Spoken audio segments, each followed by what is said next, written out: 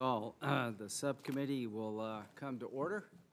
Here's sort of the order of battle today. I'll make an opening statement. Senator Whitehouse, I think Senator Feinstein would like to make one, and I think if Senator Grassley comes, he will certainly be allowed to do so. The title of this hearing is Extremist Content and Russian Disinformation Online, Working with Tech to Find Solutions. That's exactly what we want to do, so we're here to try to find solutions. Let me describe, I think, the challenge. I doubt if I would be here if it weren't for social media, to be honest with you. President Trump told Fox News on October the 20th, 2017. So this is the President of the United States saying that from his point of view, social media was an invaluable tool to help him win an election. I would dare say that every politician up here today asking you questions uses your service, and we find it invaluable to communicate with our constituents and get our message out. Not only do we use it, not only did the President use it, millions of Americans use your technology to share the first step of a grandchild, to talk about good and bad things in our lives, and I would like to say to all of you, you've enriched America. We have more information available to us because of what you do. We can find almost answer to any question. When was the Pentagon built? We can share aspects of our lives with those who mean the most to us. And we can talk among ourselves in 140 characters. Some people are better than that than others. Some people should probably do less of it. But the bottom line is these technologies also can be used to undermine our democracy and put our nation at risk.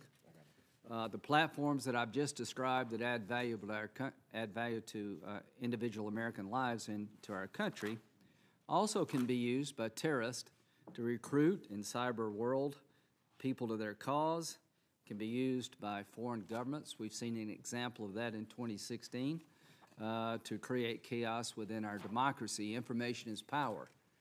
Ideas are the essence of democracy, the exchange of ideas.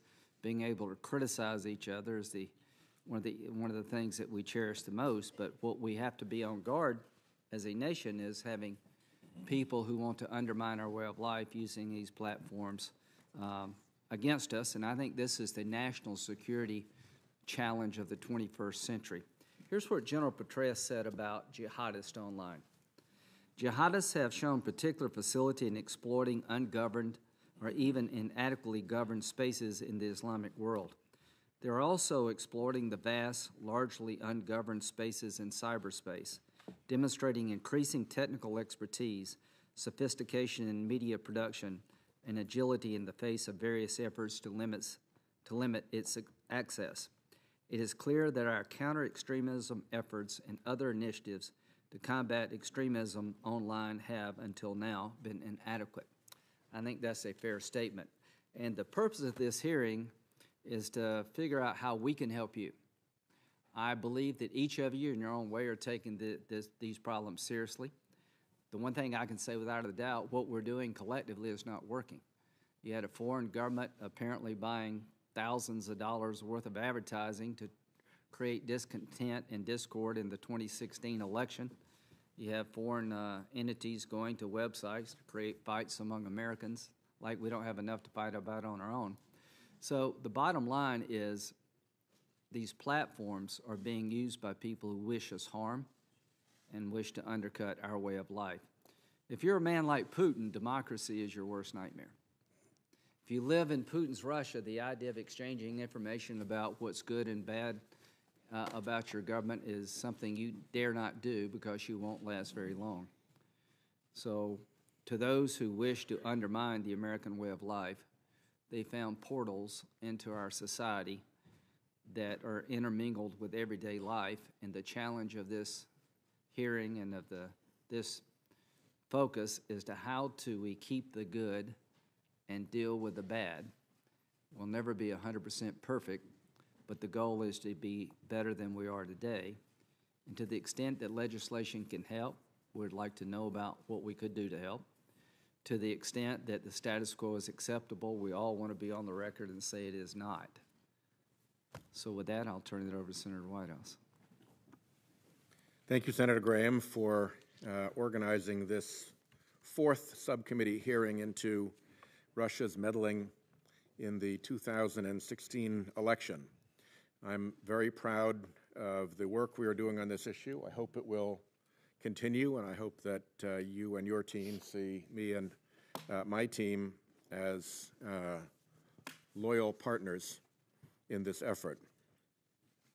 Understanding what happened, how Russia applied the varied methods in its election interference toolbox to interfere with our democracy, is an important step toward protecting the integrity of future elections and of our democratic process. Each hearing the subcommittee holds gets us closer to that understanding. At our first hearing back in March, we talked about the subcommittee's intent, and I quote, to begin a public conversation about the means and methods Russia uses to undermine democratic government. We heard testimony from expert witnesses who outlined the various tools through which the Kremlin exerts influence abroad, from traditional intelligence methods like compromising corrupt business and political figures, to hacking and leaking stolen information, to disinformation, propaganda, and provocation through both traditional media and social media networks. At a subcommittee hearing in May, I went through a checklist of Russia's toolbox to see which methods had been deployed against the United States in 2016. We'll learn more today about one of those methods: propaganda, fake news, trolls, and bots, from representatives of some major American tech companies and from outside experts. The Russian government exploited social media platforms as part of a wide-ranging disinformation campaign targeted against America and American voters. As we explore how that campaign worked and how we might better insulate ourselves in the future, let's recap what we've learned in our hearings and what we still don't know. We certainly saw the hacking and theft of political information by Russia, something no serious person can dispute. Timed leaks of damaging material were the fruits of that crime. We know they happened, but we still don't know how the decisions were made about what to leak and when and who made them. It's been reported that Trump confidant Roger Stone communicated with Guccifer 2.0 through a cutout. And we learned last week from a press account that the CEO of Cambridge Analytica, a data analytics firm that worked for the Trump campaign, offered assistance to Julian Assange. And of course, we now have the statement of the offense prepared by the Mueller probe. But we don't know the full story of who coordinated with WikiLeaks or even directly with Russian hackers. Another method we've heard about is the exploitation of shady business and financial ties. We've heard testimony from a number of witnesses, both here in the subcommittee and at hearings of the Helsinki Commission, that the U.S. has become a haven for secretive shell corporations that can allow foreign influence schemes to channel funds to compromised individuals and exert political influence. We still know next to nothing about the president's business dealings in Russia or with Russians, except that he's long chased after deals there. The president's tax returns would clarify a great deal and hopefully put an end to some of these questions, but those tax returns have not been made public. Paul Manafort's long history of suspicious business relationships with Russian and Ukrainian oligarchs has now yielded his indictment. The indictment exposed gaping holes in FARA enforcement and in picking up on false statements and international money laundering. If you can use his alleged scheme to buy property, why not use it to make anonymous political expenditures or spend money to influence elections? We still don't have answers about the president's curious relationship with Felix Sater, who was chasing Russian business in consultation with senior Trump Organization executive Michael Cohen well after the presidential campaign had begun. We haven't been able to speak with Sater or Cohen, so we still don't have answers on this front. We know that the Russians try to corrupt and compromise political figures in order to exert influence over them. We don't know to what extent that happened here, but we do know the Trump campaign and administration has had a very bad habit of forgetting about meetings with Russians. Michael Flynn is still the only person to have been held accountable for hiding improper contacts with Russia, even as more and more such contacts have emerged in the intervening months. Paul Manafort, Jared Kushner, and the president's son met with a Russian lawyer sent to deliver damaging information about his opponent on behalf of the Russian government in June 2016. Mr. Kushner has apparently amended his security clearance application multiple times to reflect more than 100 foreign contacts he initially left off, including meetings with Ambassador Kislyak, Natalia Veselnitskaya, and the head of a major Russian bank. The leaders of the Judiciary Committee sent letters to the White House in June and July of this year with questions about the status of Mr. Kushner's clearance. To this day, those questions have been ignored. Nearly 6 months after we first ran through that checklist, we still have more questions than answers. My sincere hope remains that we will find those answers so that we accomplish this subcommittee's primary purpose, which is to help us learn how to protect the country from foreign political influence in our elections. Today, we have an opportunity to learn more about how Russia exploited social media as part of its disinformation campaign and to share some of those details with the public. I appreciate the cooperation of Facebook and Twitter and Google in sending representatives here today and in working with our staff over the last several weeks to voluntarily produce information. The intelligence community assessment published in January reported that, and I quote them here, Moscow's influence campaign followed a Russian messaging strategy that blends covert intelligence operations such as cyber activity with overt efforts by Russian government agencies, state-funded media, third-party intermediaries, and paid social media users or trolls. Russian state-backed networks RT and Sputnik are an important disseminator of messages designed to undermine confidence in the legitimacy of Western institutions and governments. Social media troll armies, like the one operated by the St. Petersburg-based Internet Research Agency, help to amplify those messages, often posing as Americans on Facebook and Twitter to launder Russian propaganda messages and obscure their Russian origin. According to Ukrainian scholar Anton Shakovtsov, Russian media, quote, implant propagandist narratives in the international media sphere, and they do so with the express intent of having them picked up on social networks. In Russia's best-case scenario, traditional media will then pick up a fake story from social media and give it legitimacy. When narrative laundering is successful, according to Shakovtsov, propagandistic narratives can become part of the mainstream media sphere. How can Western democracies interrupt this vicious cycle while respecting our commitment to freedom of speech? Greater transparency and disclosure about the source of information, especially paid political advertising, is a necessary first step. But our adversaries have access to tools well beyond traditional political advertising. They are using our own social networks, our friendships, our families, and our biases and viewpoints against us to achieve their political ends. I look forward to hearing from our witnesses about the ways we can work with the tech community to ensure that we are prepared to confront Russian disinformation in the future. And again, I express my appreciation to our chairman, Senator Graham.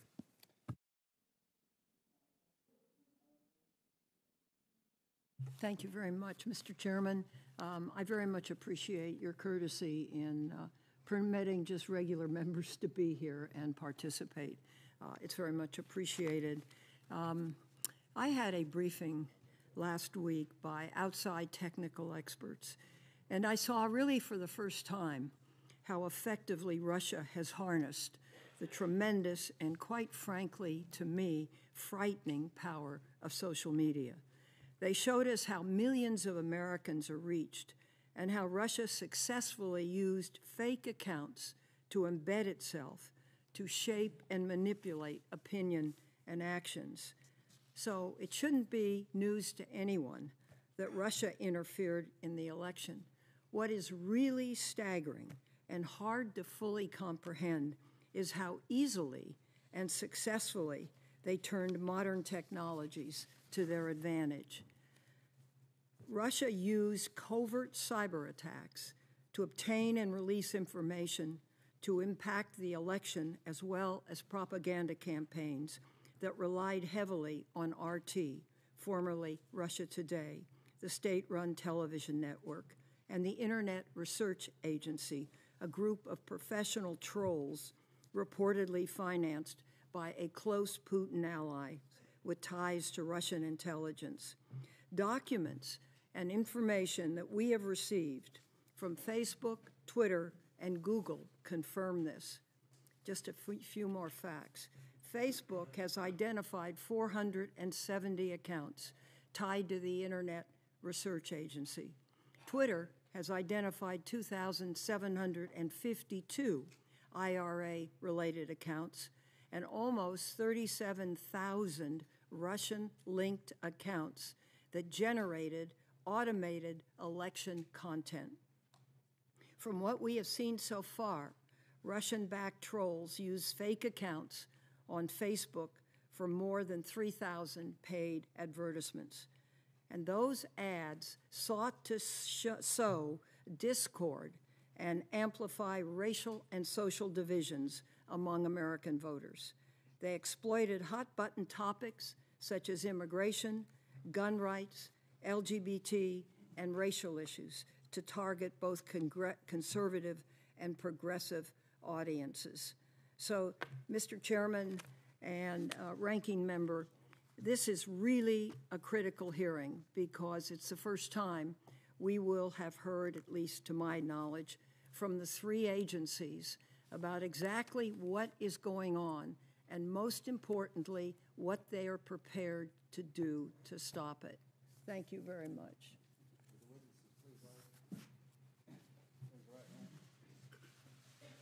Confirm that the testimony you're about to give before the committee will be the truth, the whole truth, and nothing but the truth, so help you God. One, I want to thank you all for coming. You've been very helpful and very cooperative, and we appreciate it. To my left, Mr. Colin Stretch is the General Counsel for Facebook. Thank you very much for coming. Mr. Sean Edgett is Acting General Counsel for Twitter, and Mr. Richard Salgado is the Director of Law Enforcement and Information Security at Google. Rather than reading your resumes, I'm sure you got these jobs because you're very good at what you do. Mr. Stretch. Chairman Graham, Ranking Member Whitehouse, and distinguished members of the subcommittee, thank you for the opportunity to appear before you today. My name is Colin Stretch, and since July 2013, I have served as the General Counsel of Facebook. We appreciate your hard work as you continue to seek more effective ways to combat crime, terrorism, and all other threats to our national security.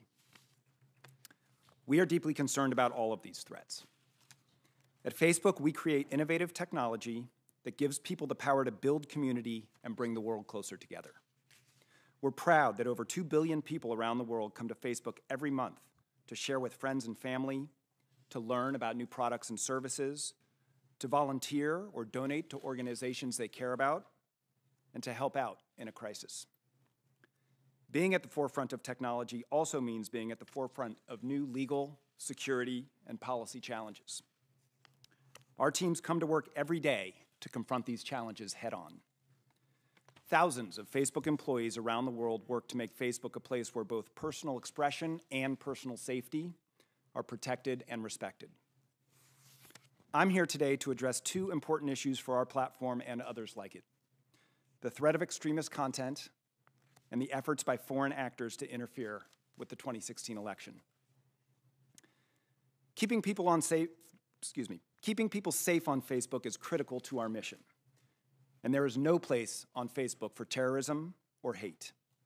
We remove terrorists and posts that support terrorism as soon as we become aware of them. And in the rare cases when we uncover evidence of imminent harm, we promptly inform authorities. While there are challenges to fighting terrorism, we think technology and Facebook can be part of the solution. We also believe we have an important role to play in the democratic process and a responsibility to protect it on our platform. When it comes to the 2016 election, I want to be clear. We take what happened on Facebook very seriously. The foreign interference we saw is reprehensible. That foreign actors hiding behind fake accounts abused our platform and other internet services to try to sow division and discord and to try to undermine the election is directly contrary to our values and goes against everything Facebook stands for. We build tools to help people connect, and we recognize that Facebook has become an important tool for political engagement and debate. Our goal is to bring people closer together. These foreign actors sought to drive people apart. In our investigation, which continues to this day, we have found that foreign actors used fake accounts to place ads on Facebook and Instagram that reached millions of Americans over a 2-year period, and that those ads were used to promote pages which in turn posted more content. People shared these posts, spreading them still further. Many of these ads and posts are inflammatory. Some are downright offensive, and much of it will be particularly painful to communities that engaged with this content believing it to be authentic. They have every right to expect more from us, and we are determined to do better. In aggregate, these ads and posts were a very small fraction of the overall content on Facebook, but any amount is too much. All of these accounts and pages violated our policies, and we removed them. And going forward, we're making significant investments. We're hiring more ad reviewers, doubling or more our security engineering efforts, putting in place tighter ad content restrictions, launching new tools to improve ad transparency, and requiring more information from political ad buyers. We're building artificial intelligence to help locate more banned content and bad actors. We are working more closely with industry to share information on how to identify and prevent threats so that we can all respond faster and more effectively. And we are expanding our efforts to work with law enforcement. We know bad actors aren't going to stop their efforts. We know we'll all have to keep learning and improving to stay ahead of them. That's why I want to thank you for this investigation. We look forward to the conclusions you will ultimately share with the American public, and I look forward to your questions. Chairman Graham, Ranking Member Whitehouse, and members of the committee, Twitter understands the importance of the committee's inquiry into extremist content and Russian disinformation in the 2016 election, and we appreciate the opportunity to appear here today. The events underlying this hearing have been deeply concerning to our company and the broader Twitter community. We are committed to providing a service that fosters and facilitates free and open democratic debate and that promotes positive change in the world. We are troubled by reports that power of Twitter was misused by a foreign actor for the purpose of influencing the US presidential election and undermining public faith in the democratic process. The abuse of our platform to attempt state-sponsored manipulation of elections is a new challenge for us, and one that we are determined to meet.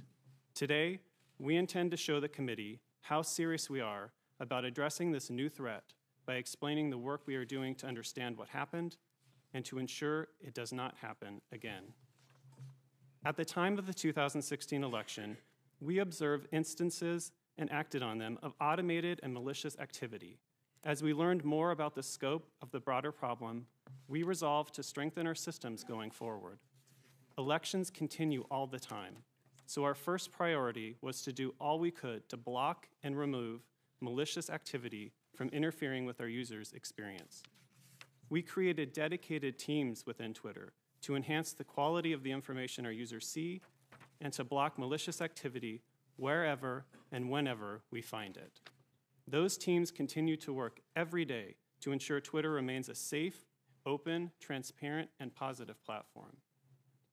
We have also launched a retrospective review to find Russian efforts to influence the 2016 election through automation, coordinated activity, and advertising. While that review is still underway, we have made the decision to share what we know today in the interest of transparency and out of appreciation for the urgency of this matter.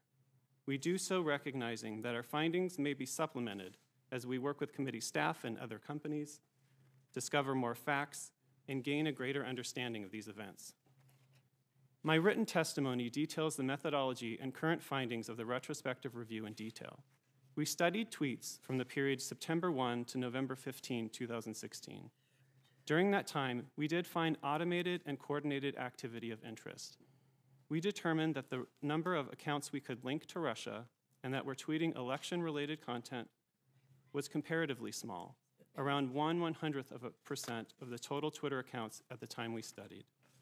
1/3 of 1% of election-related tweets people saw came from Russian-linked automated accounts. We did, however, observe instances where Russian-linked activity was more pronounced, and we have uncovered more accounts linked to the Russian-based Internet Research Agency as a result of our review. We also determined that advertising by Russia Today and 7 small accounts was related to the election and violated either the policies that existed at the time or that have since been implemented. We have banned all of those users as advertisers, and we will donate that revenue to academic research into the use of Twitter during elections and for civic engagement. We are making meaningful improvements based on our findings. Last week, we announced industry-leading changes to our advertising policies that will help protect our platform from unwanted content. We are also enhancing our safety policies, sharpening our tools for stopping malicious activity, and increasing transparency to promote public understanding of all of these areas. These improvements will further our efforts to fight both terrorist content and disinformation. We will continue confronting these challenges for as long as malicious actors seek to abuse our systems, and we will need to evolve to stay ahead of new tactics. We have heard the concerns about Russian actors' use of Twitter to disrupt the 2016 election and about our commitment to addressing this issue. Twitter believes that any activity of that kind, regardless of magnitude, is unacceptable, and we agree we must do better to prevent it. We hope that our appearance today and the description of the work we have undertaken demonstrates our commitment to working with you, our industry partners, and other stakeholders to ensure that the experience of 2016 never happens again. Cooperation to combat this challenge is essential. We cannot defeat this evolving shared threat alone. As with most technology-based threats, the best approach is to combine information and ideas to increase our collective knowledge. Working within the broader community, we will continue to test, to learn, to share, and to improve so that our product remains effective and safe. I look forward to answering your questions. Chairman Graham, Ranking Member White House, distinguished members of the subcommittee, thank you for inviting us to participate in today's hearing and for your leadership on these challenging and important issues. My name is Richard Salgado. As Director of Law Enforcement and Information Security at Google, I work with the thousands of people across teams at Google tasked with protecting the security of our network and user data. Previously, I had the honor of serving with the Computer Crime and Intellectual Property section at the Department of Justice, focusing on computer network crimes and other crimes such as hacking. Google's services provide real benefits to our society. We recognize, however, that our services can be misused. State-sponsored attackers are particularly pernicious.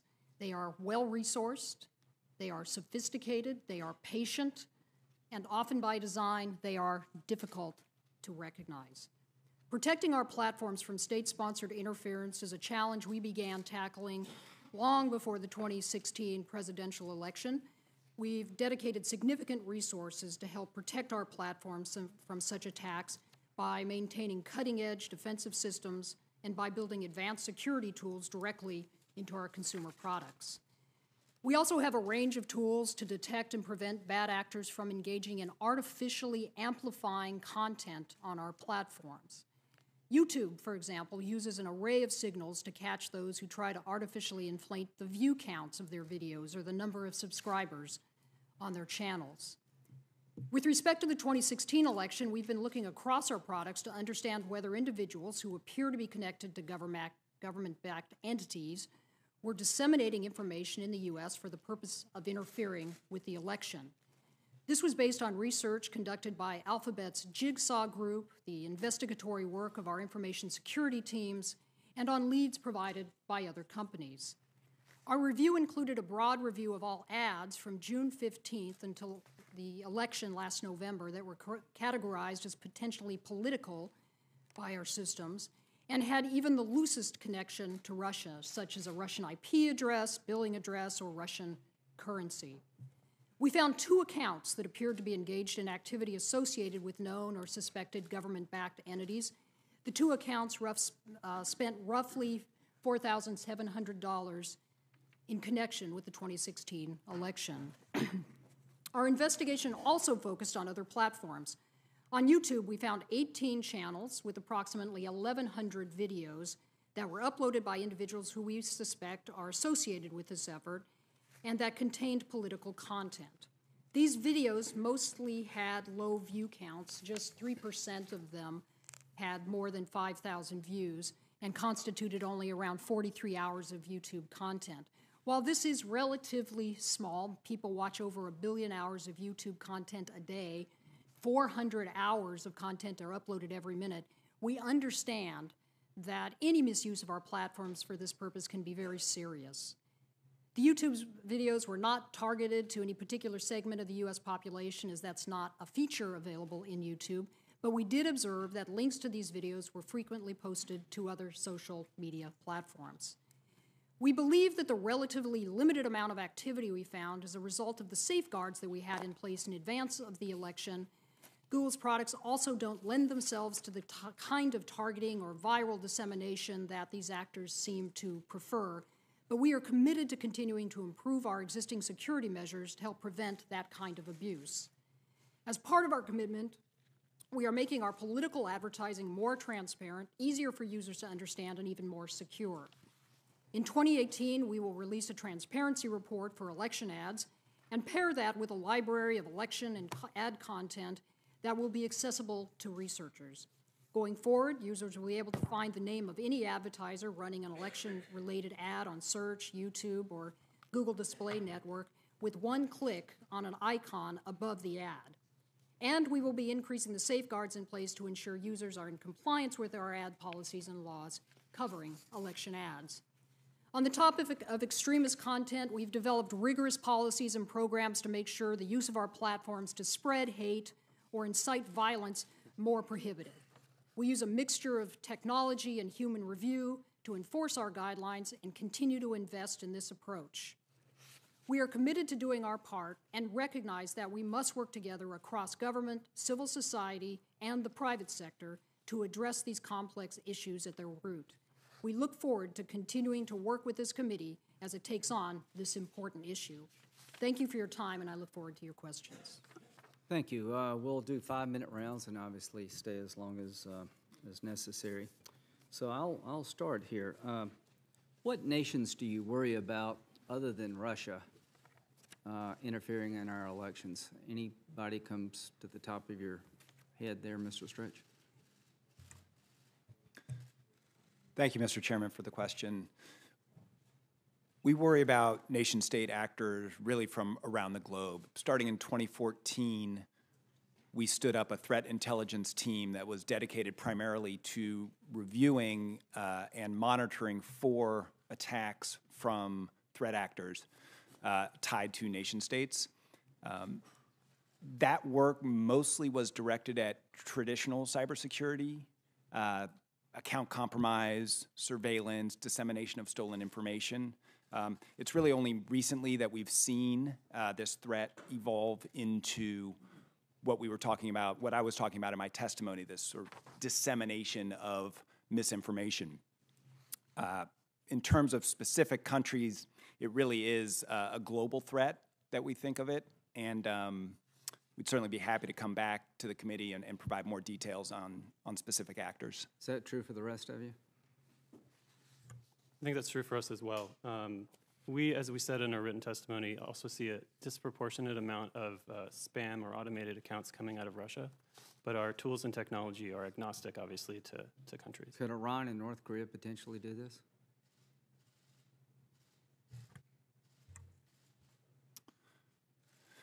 Certainly, potentially. The internet is borderless. Okay, so let's talk about time period. You said you started picking up foreign interference 2 years ago. Is that right, Mr. Stretch? We've been tracking threat actors for several years, yes. Before the 2016 election cycle? Yes, that's correct. Okay. Did you find activity after the election? Yes, we did. Okay, what happened after the election? Following the election, the activity we've seen really continued in the sense that if you view the activity as a whole, we saw this concerted effort to sow division and discord. In the wake of the election and now President Trump's election, we saw a lot of activity directed at fomenting discord about the validity of his election. So this continued after his election? It continued until we disabled the accounts. Okay. What about you, Mr. Edgett? Yeah, we saw similar activity. On the advertising side, what was interesting is we saw the activity drop off after the election. But these automated accounts continue, and so we're continued to focus on making sure that they're removed from our platform. Ms. Delgado? The same is true for Google. The limited use of our platforms certainly decreased once we terminated accounts, and we would expect that. Did you see any activity in the primary, Mr. Stretch? The activity that we've now attributed to the Internet Research Agency really started in 2015 and was ongoing through the primary, yes. Were these ads pro-Clinton, anti-Clinton, or could you tell? Or these activities? Viewed in the aggregate, the activity, again, really appears to address a wide range of hot-button topics and appears directed at fomenting discord and inflaming discourse. In terms of volume, again, how much volume are we talking about? About approximately 90% of the volume we saw on the ad side appears to be issues-based. Primarily, a much smaller proportion were directed at particular candidates. But in terms of the actual Facebook, I think somebody said 1 in 23,000. I don't know, maybe that was another company.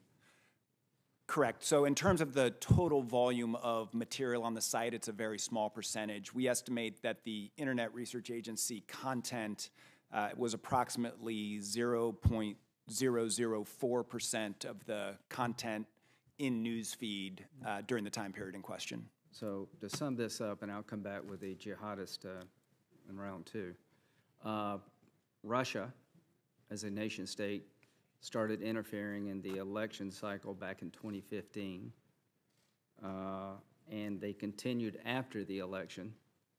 During the election, they were trying to create discord between Americans, most of it directed against Clinton. After the election, you saw Russian-tied groups and organizations trying to undermine President Trump's legitimacy. Is that what you saw on Facebook? I'd say that's an accurate statement. That's an accurate statement. I'm not sure I can characterize on our network which way the content went. Thank you. Thank you, Chairman. So I take it that we can all agree that the Russians did, in fact, interfere and meddle in the 2016 elections. Your observations on that are consistent with what our intelligence community reports. Is that correct? Mr. Stretch? That's correct, Senator. Mr. Edgett? That's correct. Mr. Salgado? That's true. Okay. And I gather that all of your companies have moved beyond any notion that your job is only to provide a platform and whatever goes across it is not your affair. Senator, our commitment to addressing this problem is unwavering. We take this very seriously and are committed to investing as necessary to prevent this from happening again. Absolutely. Mr. Edgett? Absolutely agree with Mr. Stretch. And this type of activity just creates not only a bad user experience, but distrust for the platform. So we are committed to working every single day to get better at solving this problem. Mr. Salgado? That's the same for Google. We take this very seriously. We've made changes, and we will continue to get better. And ultimately, you are American companies, and threats to American election security and threats to American peace and order are things that concern you greatly, correct? That is certainly correct. Agree. That's right. What I would like to do, and I don't have the time for it here, is to ask you all to answer a question for the record that I will ask now, which is, give us the key benchmarks of how you have improved at dealing with this problem in recent months or recent years, what your goalposts are ahead that you've not yet achieved but you're slated or intend to achieve to deal with this problem. That's 2. And 3 would be, what does success look like to you? What can you come to us and say, we have accomplished X, and therefore you as a Congress don't need to worry about legislating in this space or creating regulations or holding more hearings because we have now got America's back? Can you do that for me? Yes. You are all also corporations that have, I believe, headquarters and significant operations in the state of California. California has a state law regarding disclosure. Presumably, you comply with that state law with regard to customers in California. Are there lessons and recommendations that you would have for us in evaluating the effectiveness of the California disclosure law? And given the short amount of time I have, I suppose we should give me just a very, very brief, do you follow that law, and a very brief response to it, and then we can flesh out in a question for the record how much of a model that might be for this committee to look at. So, Senator, we comply certainly with all applicable law. In terms of disclosure going forward, we made an announcement last week that really drew on some of the ideas from the Honest Ads Act, which Senator Klobuchar had introduced, intended to bring ads transparency really into the political realm, creating a repository of searchable ads, providing innovative ways to enable advertisers to meet their disclosure requirements, and requiring documentation and information so that we can ensure that advertisers are not running political ads on Facebook in violation of federal election law. So let me ask what will probably be my last question of this round anyway, which is that you are all prepared, as I understand it, to undertake to make sure that you can trace content that goes across your platform that qualifies for concern in this area back to a legitimate source. So you know if it's a Russian who's actually running it, so you know if it's an imaginary entity that's actually running it. How do you deal with the problem of a legitimate and lawful but phony American shell corporation, one that calls itself, say, Americans for Puppies and Prosperity, has a Dropbox as its address and a $50 million check in its bank book that it is using to spend to manipulate election outcomes? Start with Mr. Edgett this time, because we got Mr. Stretch last time. I think that's a problem. We're continuing to look into sort of how do you get to know your client. So we are also, like Mr. Stretch said, proud of the work we've done around ads transparency and the ads transparency center that we're building, and think that kind of center really allows the American citizen to be educated about who is running an ad, who is paying for the ad, what other ads that they're putting out into the world, and what they're targeting, and believe that we'll have to figure out a good process to understand who those customers actually are that are signing the contract with Twitter to run ads. You admit that if you trace it all the way back to an American corporation, let's call it Americans for Puppies and Prosperity, and it's actually a shell corporation, and you don't know who's behind it. It could be Vladimir Putin. It could be a big, powerful American special interest. It could be the North Koreans or the Iranians. You need to be able to penetrate the obscurity of the shell corporation, correct? We're working on the best approach to getting to know the clients and getting to know who's behind the entities that are signing up for advertising. Thank you. Thanks, Chairman. On our side, it'll be Senator Grassley, Sass, and Kennedy. Okay. Thank you, Mr. Chairman. Thanks to both of the senators for leading this discussion, and thanks to the committees for their cooperation. The press has reported that the Russian government placed ads in Facebook that were largely aimed at influencing the election. So I want to highlight what I consider an inaccuracy in that reporting. The committee is reviewing the ads that Facebook produced. Overall, the ads do not support a specific candidate, either Republican or Democrat, and about half of the ads my staff have reviewed were placed after the election. The large majority exploits controversial issues in our country in an effort to further divide us as a country. For example, some ads target users in Ferguson, Baltimore, and Cleveland. These ads spread stories about abuse of black Americans by law enforcement. These ads are clearly intended to worsen racial tensions and possibly violence in those cities. It might be true that these ads were intended to influence elections, but it's important to be clear that the nature of the ads. Russia does not have loyalty to a political party in the United States. Their goal is to divide us and discredit our democracy. So question for you, Mr. Stretch. The ads that Facebook has produced are all about, all from Internet Research Agency. What is Facebook doing to identify ads and contents placed by other bad actors? Thank you, Senator, for the question.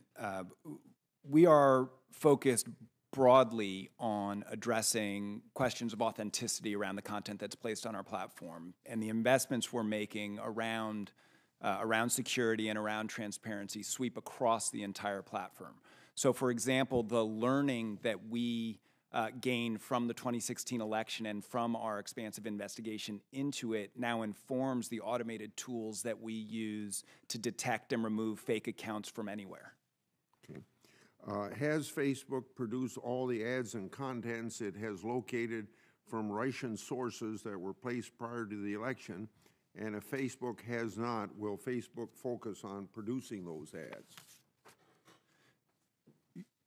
Yes, Senator, we have identified everything. We've produced everything that we've identified that is the product of what we call coordinated inauthentic activity from Facebook, and we are continuing to investigate, and we commit to keep the committee up to date on any further progress in our investigation. And so that would include all ads placed from Russian sources?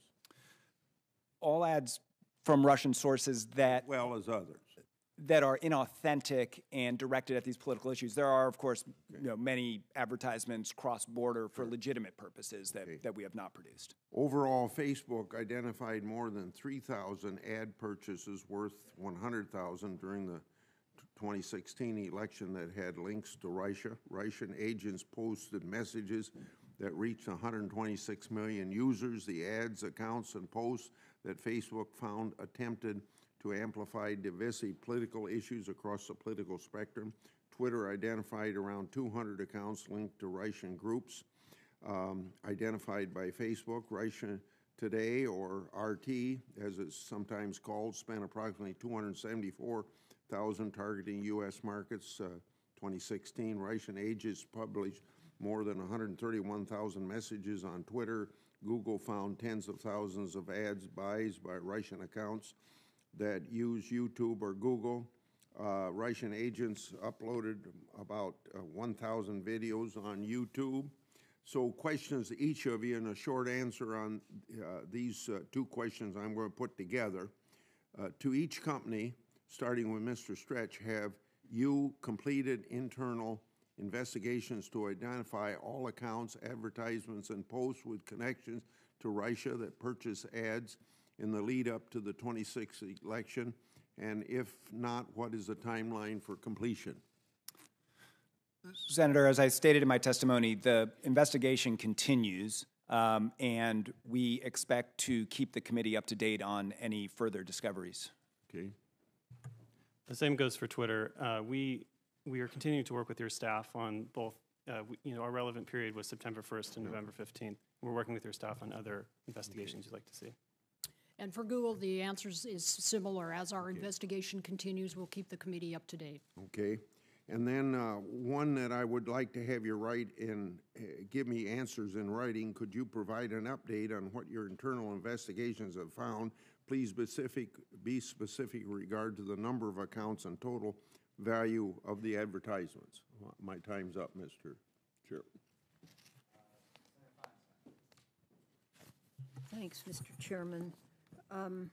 Mr. Stretch, we know that Russian operatives built misleading pages like Black Matters US and United Muslims of America to attract Facebook users. They then exploited a powerful Facebook tool called custom audiences to track down those users and send them targeted messages. Can you explain who was targeted using Facebook's custom audiences tool? Thank you for the question, Senator. As a threshold matter, you're correct that much of the content we've seen is essentially imitative of social causes, very meaningful ones to many members of the community and the Facebook community, and it's what makes, I think, this content so vile, so upsetting, so cynical. Its attempt to exploit divisions in our society. In terms of the advertising tools that were used to promote these pages, that were masquerading, essentially, the advertising targeting that was used in the main was a combination of very broad geographic targeting. Most of the ads, about 75% of the corpus we've given you, was targeted to the United States as a whole. And about a quarter of the ads were targeted at a more granular level to states. And they were targeted to interest groups. So we have various what we call like-based or interest-based targeting that was apparently intended to attract people who were following the causes you've identified to subscribe to those pages. Thank you. And what have you done with the tools since? Thank you for the question. It's an important one for us because we do believe these tools are powerful, and yet we have a responsibility to make sure they're not used to inflame division. So what we're doing is making a number of changes to our ad targeting policies. We're tightening the restrictions on hate speech and ads generally. We're adding additional layers of review where people use potentially sensitive categories for targeting. And we're also limiting the ad content permissions so that where ads are directed at potentially divisive issues, we're trying to tighten our standards to make sure that they're not targeting individuals or communities. Thank you. I appreciate that. Mr. Salgado, why did Google give preferred status to Russia Today, a Russian propaganda arm on YouTube? There was a period of time where Russia Today qualified, really because of algorithms, to participate in an advertising program that opened up some inventory for them. It's objective standards around popularity and some other criteria to be able to participate in that program. Platforms or publishers like RT drop in and out of the program as things change, and that is the case with RT. They dropped out of the program. Well, why didn't you revoke RT's preferred status after the ICA came out in January 2017? It took you to September of 2017 to do it. The removal of RT from the program was actually a result of, as I understand it, is a result of some of the drop in viewership, not as a result of any action otherwise. So there was nothing about RT or its content that meant that it stayed in or stayed out. Okay, a quick one for Twitter. Twitter produced images from tweets that contained false voting information. Example, telling voters they could vote by sending a text message, all targeting likely Clinton voters just before the election. Twitter initially responded to complaints, saying Twitter had, quote, determined that it was not in violation of our rules. Twitter has said there was no obvious Russian origin. The posts were removed only after Twitter's CEO was directly notified by a Twitter user. That's the facts as I understand them. Why was this false content allowed to remain in place? My understanding is once we had user reports of the content, we began to remove it as illegal voter suppression. And the interesting thing about the text-to-vote tweets that we shared with your staff was there was a small amount of tweets relative to the size of the platform, but impressions of tweets calling out those things as fake were 8 times as large. We had 10 times the amount of retweets calling those things out as fake. Could you say that again? Impressions? I don't quite understand. Oh, thank you. Great question. And so we're all on the same page. Impressions is a metric we use to determine whether or not a tweet has been in view on our product, so potentially seen by a user.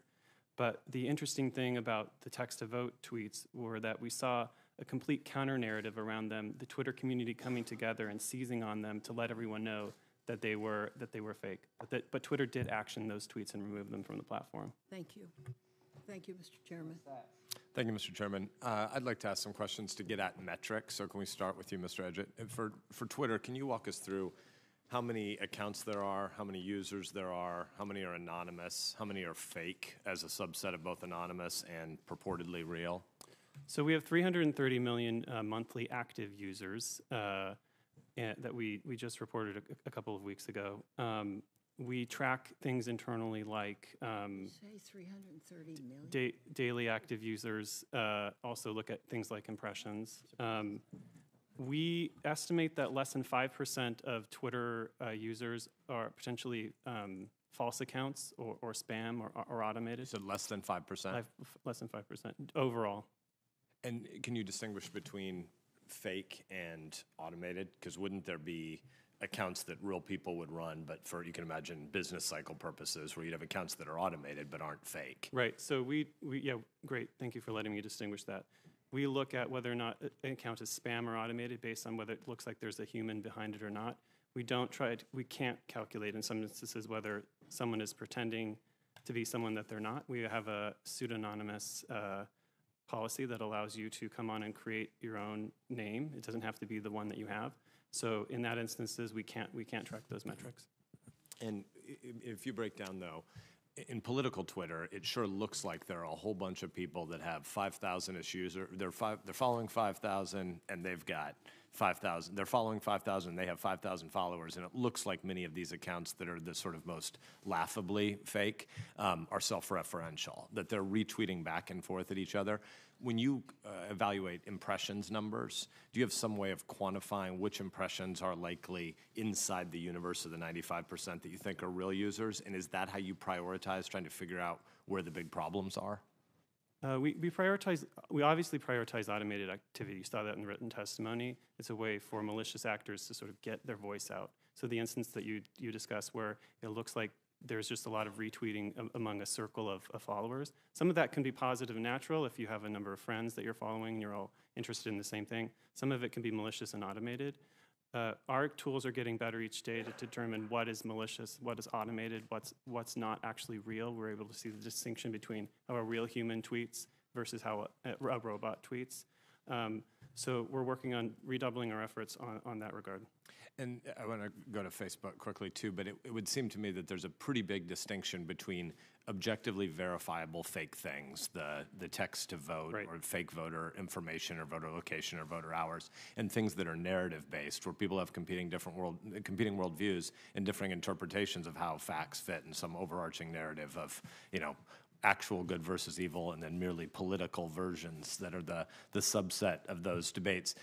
How do you rank order what you should focus on, and what's the human capital that you have doing this? So Russia and China and potentially North Korea, Iranian examples are sort of straightforward in the context of the way we've been debating it in the U.S. election. But in the context of potentially jihadi accounts, there's a whole range of theological interpretation about people who don't quite believe in violence in the name of religion and people who think that's a threshold that a certain theology requires of them. Who are your people who do this work? So we prioritize safety and abuse. It's the #1 priority of the company. And earlier this year, we actually repivoted all of our engineering, product, and design teams to solve this problem set. So that's our #1 priority. As a subset of that are things like automated accounts being used by malicious actors to sort of amplify their voice. We have hundreds, and in terms of our entire engineering organization, sometimes thousands. We're a company of about 3,800 employees. So over like half of them are focused on this problem at certain times throughout our life cycle. But sort of understanding the intricacies of jihadi theology is not something that an engineer is exactly trained to do. So No. who are your content experts by domain? How do you hire for that? We have a very respected trust and safety team who has to research these issues around the world. We're a global platform being used everywhere, except for a few places. So we have teams that are researching these issues and trying to just distinguish what you're talking about between violent groups and groups that may have some connection to them but are more political arms. We've seen many instances of that. So there are teams who have to sort of tease out the nuances and understand how these groups are acting and how they're coordinating at times. But there are teams that research and study these issues and also help us refine and implement new policies around them. Thank you. Mr. Stretch, I'll save some metrics questions for you after the hearing or a subsequent round, but can you tell us just a little bit about Facebook's human capital solution to the same problem? Yes, thank you. Thank you, Senator, for the question. So today, across our safety, security, and product and community operations teams, we have about 10,000 people who are working on safety and security generally, and we're committing to investing more and doubling that number by the end of 2018. On the question of extremist content generally, I think you raise a really important point, which is that we need to understand the behavior, and we need to have the capacity both as a company and as an industry to be able to track it and eradicate it. So we have thousands of people who as part of their job on a regular basis are attempting to keep terrorism off of Facebook. We have 150 people who do nothing else. That's their job. And across that 150 people, they have, as Mr. Edgett suggested, in our case as well, significant expertise in understanding jihadi threats. They cover about 30 separate languages. One of the things that each of us has done as a company has worked together to make sure that the industry is sharing threat information and sharing expertise, and also providing that information to other smaller companies that may not have the same level of resources. We all agree, not just that terrorism doesn't have a place on Facebook, terrorism has no place on the internet. And we're trying to lead the industry to make sure that we're all doing our part to address that threat. And the last point I'll make is that it also requires an ongoing dialogue with law enforcement, with the government, because there's a great wealth of information in the government as it tracks these issues that they can share with us. And that, in turn, gives me some optimism as we address the question of foreign interference in the election. We know how to work together to address a threat on the internet, both as an industry and working with government. And I think if we bring that same concerted behavior to bear looking at this threat of foreign interference in the election, I think we'll make some progress. Thanks. I ran past my time, but I'll follow up with you more as well on your team. Thanks. Thank you, Senator. Thanks, Mr. Chairman, and thanks to all of you on the panel. Mr. Stretch, last night, 19 major civil rights organizations sent a letter to Facebook which explained their, quote, deep concern regarding ads, pages, and hateful content on your platform used to divide our country, and in particular to promote anti-Muslim, anti-black, anti-immigrant, anti-LGBTQ animus. The organizations referenced a number of examples that had previously been reported by the media, including a Russian Facebook account that, quote, not only promoted anti-immigrant messaging online, but also managed to organize an in-person anti-refugee rally in Twin Falls, Idaho in August of 2016. The letter also detailed a reported situation in which, quote, Facebook offered its expertise to a bigoted advocacy group by creating a case study testing different video formats and advising on how to enhance the reach of the group's anti-refugee campaign in swing states during the final weeks of the 2016 election. What is your response to this letter? Is it true that Facebook assisted in an anti-Muslim effort? Thank you, Senator, for the question. So let me start by saying that the content that we've produced to this committee and that was run by these fake accounts masquerading as real, authentic identities is vile. And it's vile for precisely the reason you say. It's particularly exploitative insofar as it was directed at groups that have every reason to expect us to protect the authenticity of debate on Facebook. In terms of what we're doing in response, we are reviewing and tightening our ad policies, and there's two particular changes that we're making. One is we are tightening our content guidelines as they apply to ads with respect to violence. So much of the content that is so disturbing involves threats of violence towards communities, and that has no place on Facebook, and it certainly has no place. Regardless of source? Yes, regardless of source. Regardless of source, exactly. We want our ad tools to be used for political discourse, certainly, but we do not want our ad tools to be used to inflame and divide. Well, that's the point I'm trying to get to. Is I read that set of facts to you. The trigger word was a Russian Facebook account, at which point most of us would say, hold the phone. What is Russia doing promoting anti-immigrant, anti-refugee sentiment in the United States? Now take the word Russian out of it. A Facebook account that promotes anti-immigrant, anti-refugee sentiment in the United States. I don't know if you would characterize that as vile. I sure would. These groups would. What I'm trying to get to is this. I think we can all, when we start with the word Russian, fake, trolls, bots, so forth, we know the starting point is a trigger.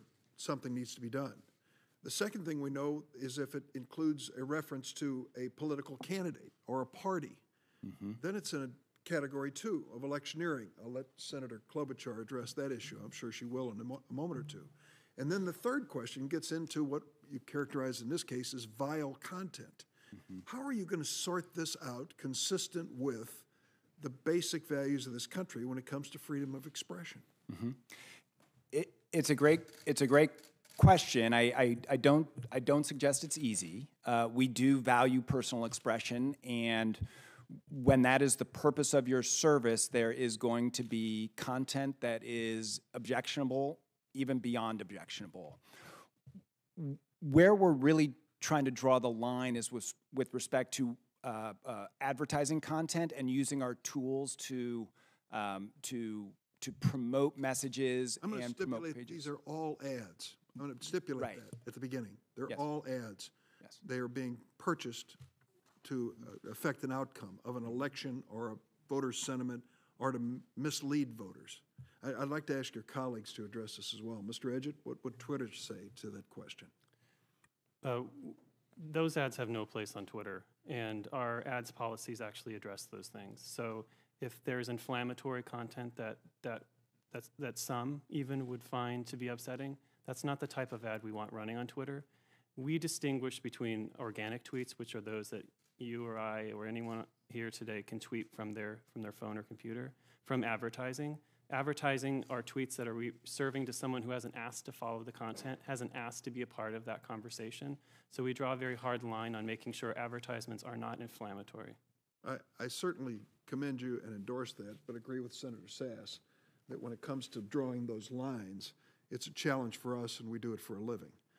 And I think it'll be a challenge for you as well. Mr. Salgado, would you like to comment on that? I agree that it's a real challenge. We have policies to keep our ads and the high quality, and the proposals we've made and that we'll be implementing around election ad transparency, I think, reflect that as well. Thank you, Mr. Chairman.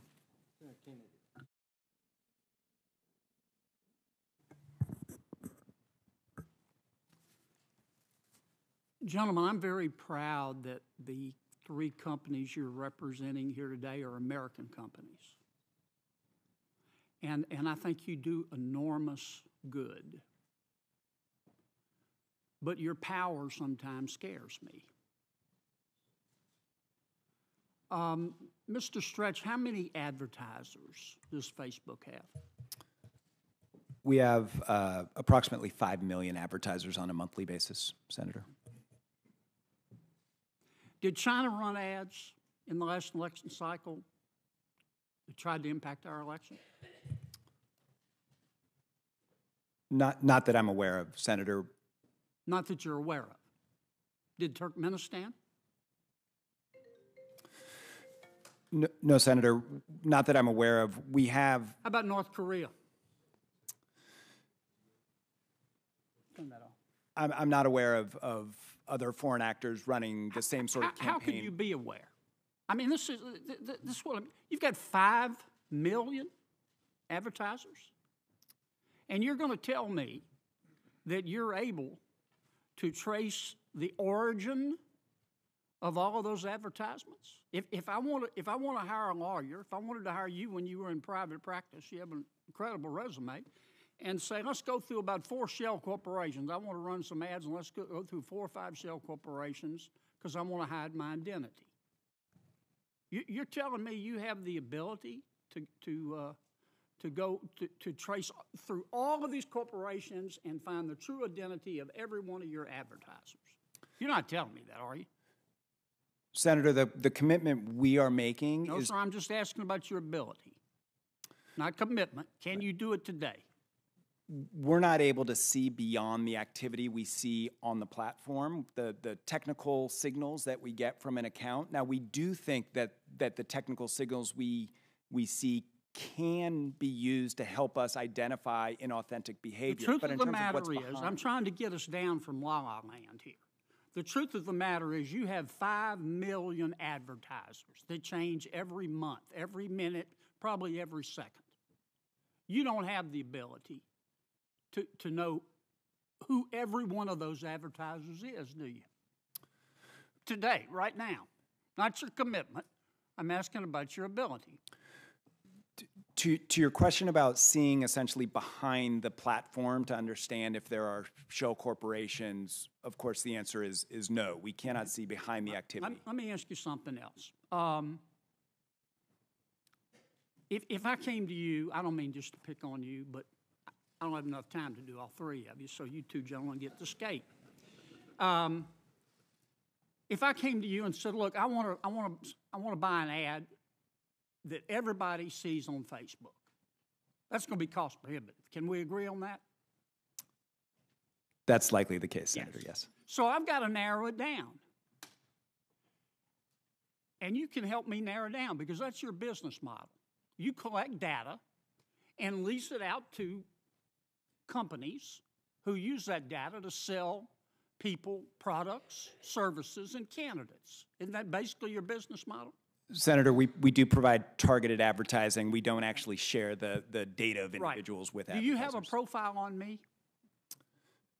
Senator, if you're a Facebook user, we would permit you to be targeted with an advertisement based on your characteristics and your likes, along with other people who share similar characteristics. Well, let me put it another way. Let's suppose your CEO came to you, not you, but somebody who could do it in your company, maybe you could, and said, "I want to know everything we can find out about Senator Graham.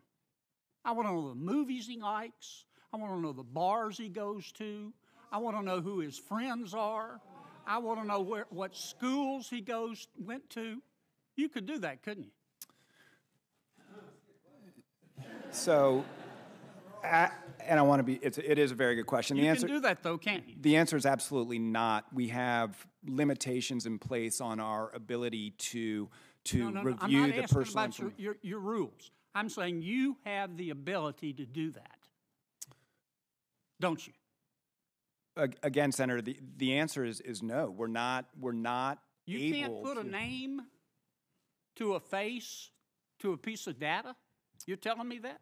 So we have designed our systems to prevent exactly that, to protect the privacy of our users. I understand, Senator, but you can get around that to find that identity, can't you? No, Senator, I cannot. That's your testimony under oath. Yes, it is. Okay. So I'm about out of time. I'm going to take one more minute, or one more 30 seconds.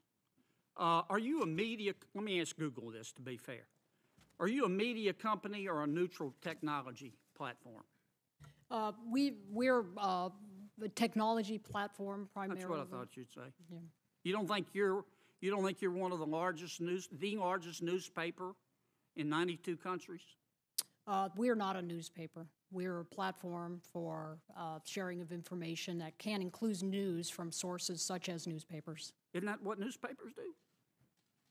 This is a platform from which news can be read from news sources. I'm way over. Thank you, Mr. Chairman. Thank you very much, Mr. Chairman. I'm not going to ask what bar you go to. Don't be concerned. Thank you to both of you for this important hearing. So I come at this just with this simple idea that our democracy was formed to be self-governing, and that means we don't want foreign entities influencing decisions that our citizens make, and they have a right of freedom to make their own decisions, and I think that was interfered with by influence by Russians and also by others when there's no rules in place to tell us where these ads, paid ads, are coming from. And so I do appreciate the efforts from these companies, but I don't think it's enough. We're going to have a patchwork of ads from different companies. Some won't be doing any, some will be doing one thing, another will be doing another. And we wouldn't have actual enforcement, and management can change, and decisions changes. And so that's why I think it's very important that we have the same rules of the road for these issue ads as well as candidate ads that we have for TV, radio, and print. It's that simple. And that is the bill that Senator Warner and I have, and that Senator McCain is our co-sponsor, and we're very pleased with that. And he looks at this as a national security issue. So my first question is simply, will you support our bill? Mr. Stretch. Thank you, Senator, for the question.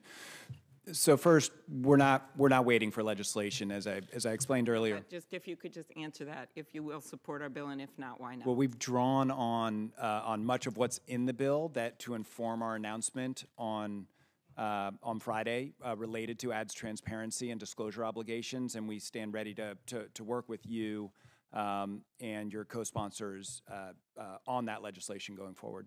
Mr. Edgett from Twitter. The same goes for Twitter. Yeah, we certainly support the goals of the legislation and would like to work through the nuances to make it work for all of us. Okay, because just to clarify, while you are taking responsibility for a lot of what's happened here and trying to make some changes, there wouldn't be an outside enforcer of any of your policies, right? It'll just be you. Is that true? Is that? Not you personally, but your companies. Okay, can someone answer? Sorry. That's correct. Okay. And also, no one has said yet that they will include issue ads, right? And that is what we've just heard from Mr. Stretch. 90% of the Russian paid political ads were issue ads. And as you know, somehow the radio station in Thief River Falls, Minnesota, is able to figure out what an issue ad is under the federal guidelines. And I would just hope that your companies could do that, because the way our election system works is that campaigns are able to see each other's ads, and also the journalists and the public are able to see the ads. So that has been a stumbling block so far. And so is this a problem that you're not going to be able to figure out those rules like TV broadcast and radio? And I'm just trying to understand that.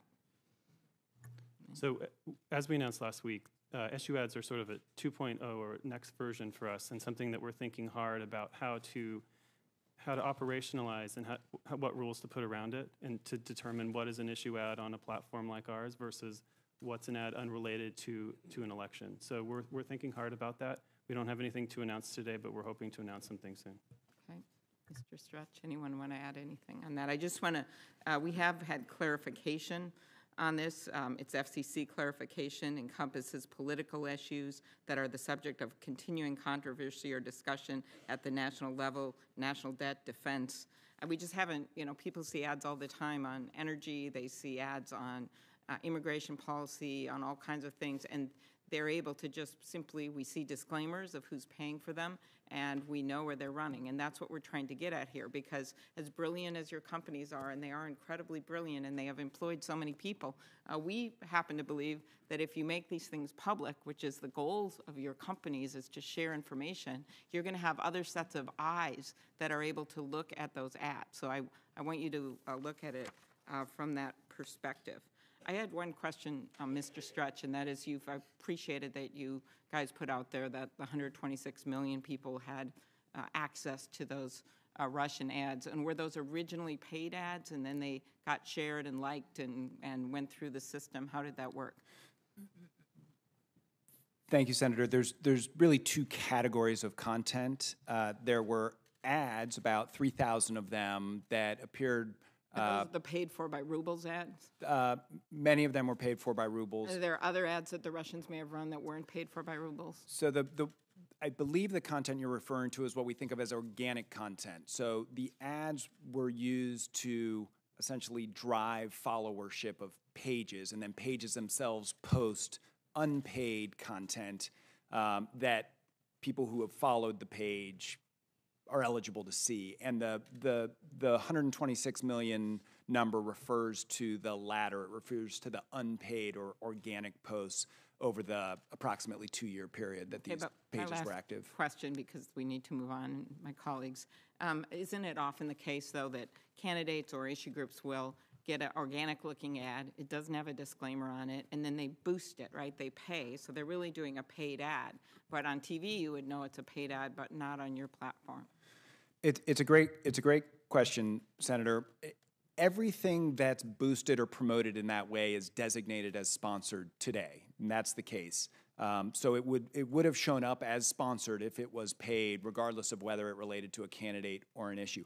What we're doing going forward would capture that in the sense that we are creating a transparency mechanism for all pages. You go to the page and you can see every single ad that's running. So right now you're just doing candidate ads and not the issues ads, and 90% of the ads the Russians bought were issued. With respect to what a user could see if they navigate to the page, they would see all of them, every single ad from every single advertiser. So it does sweep much more broadly than that. And we are also focused on making sure that in the political space, if there are disclosure obligations for the advertiser that relate to issue ads, as you've described, we're going to enable that. So the innovative ways we're working on to make sure that candidates can satisfy their obligations will cover that category. Well, we'll revisit this on a second round, but obviously it'd be easier if everyone had the same rules, and we would all know. Thank you. Thank you. Thank you for holding the hearing. Thank you for your testimony. And I'm sorry if I'm plowing old ground here. I missed the first part of it. With regard to threat detection, just to find out what's out there, I believe Facebook, you have algorithms that do the first run and humans that it kicks to a set of humans to look at it. And I understand that you've increased the number of humans who do look at these kind of things. Can you explain the process that you have? Thank you, Senator. It is certainly true that in ensuring the security of the site, we rely on systems and people.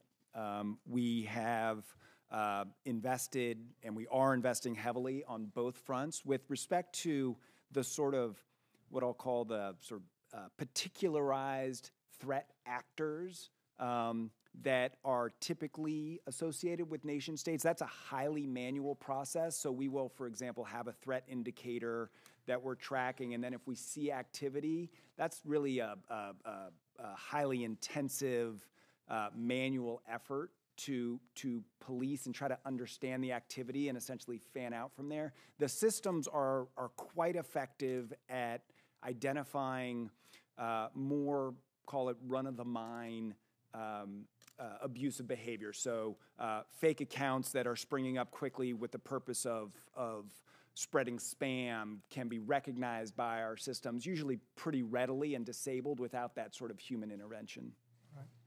Right. What's Twitter's policy there? How does that differ? Same kind of thing, algorithms, and then kicks it to a human set? That's right. We're very focused on the behavior of the account and a lot of the signals we can see sort of behind the public-facing platform.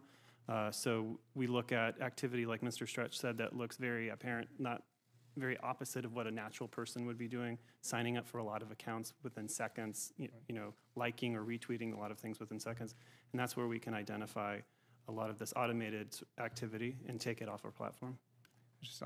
The same is true. The desire is to move as much of this as we can because of the scale we operate at to machine learning.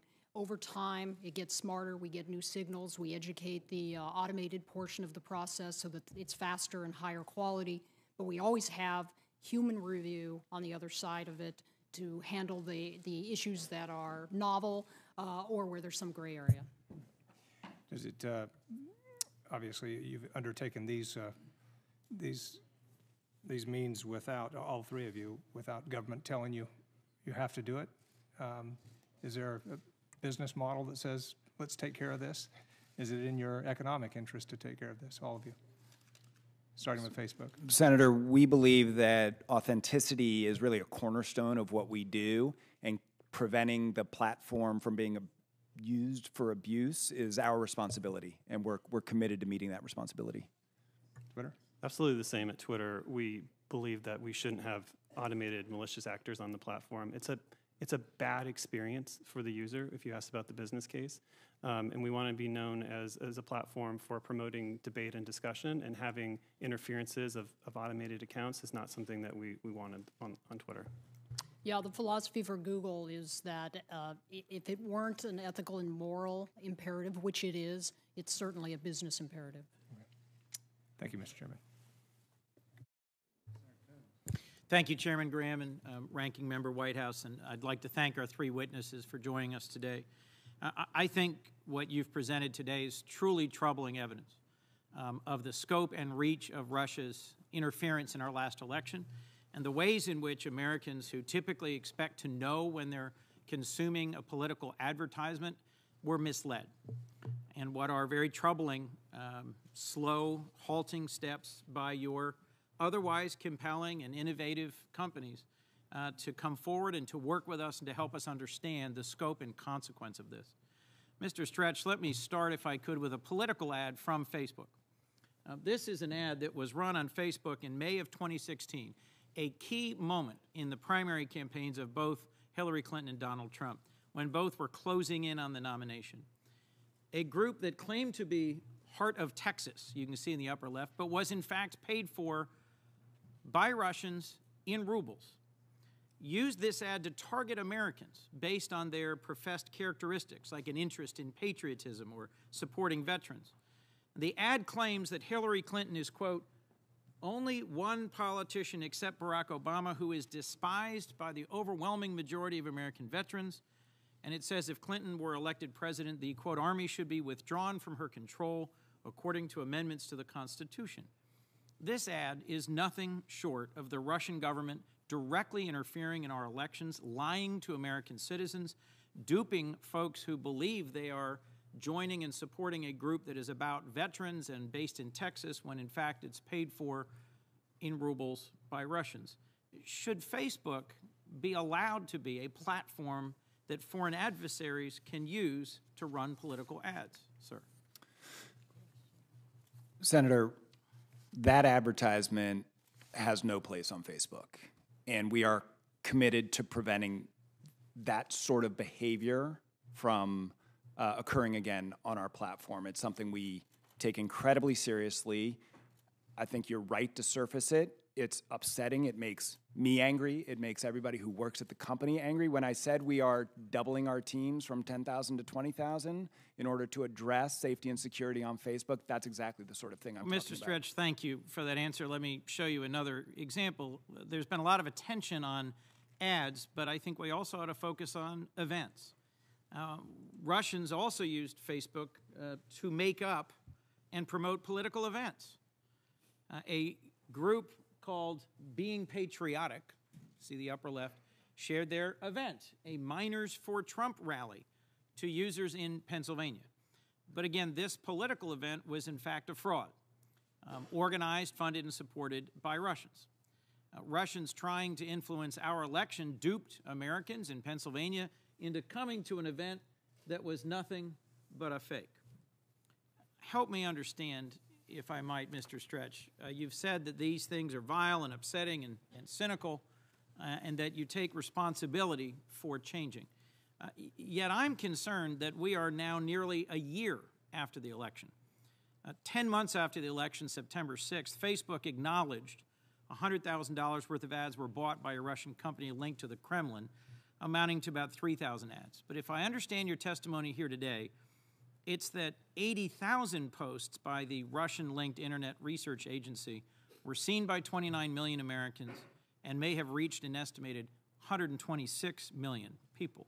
Why has it taken Facebook 11 months to come forward and help us understand the scope of this problem, see it clearly for the problem it is, and begin to work in a responsible legislative way to address it, when former President Obama cautioned your CEO literally 9 days after the election last November that this was a big problem and Facebook needed to come forward?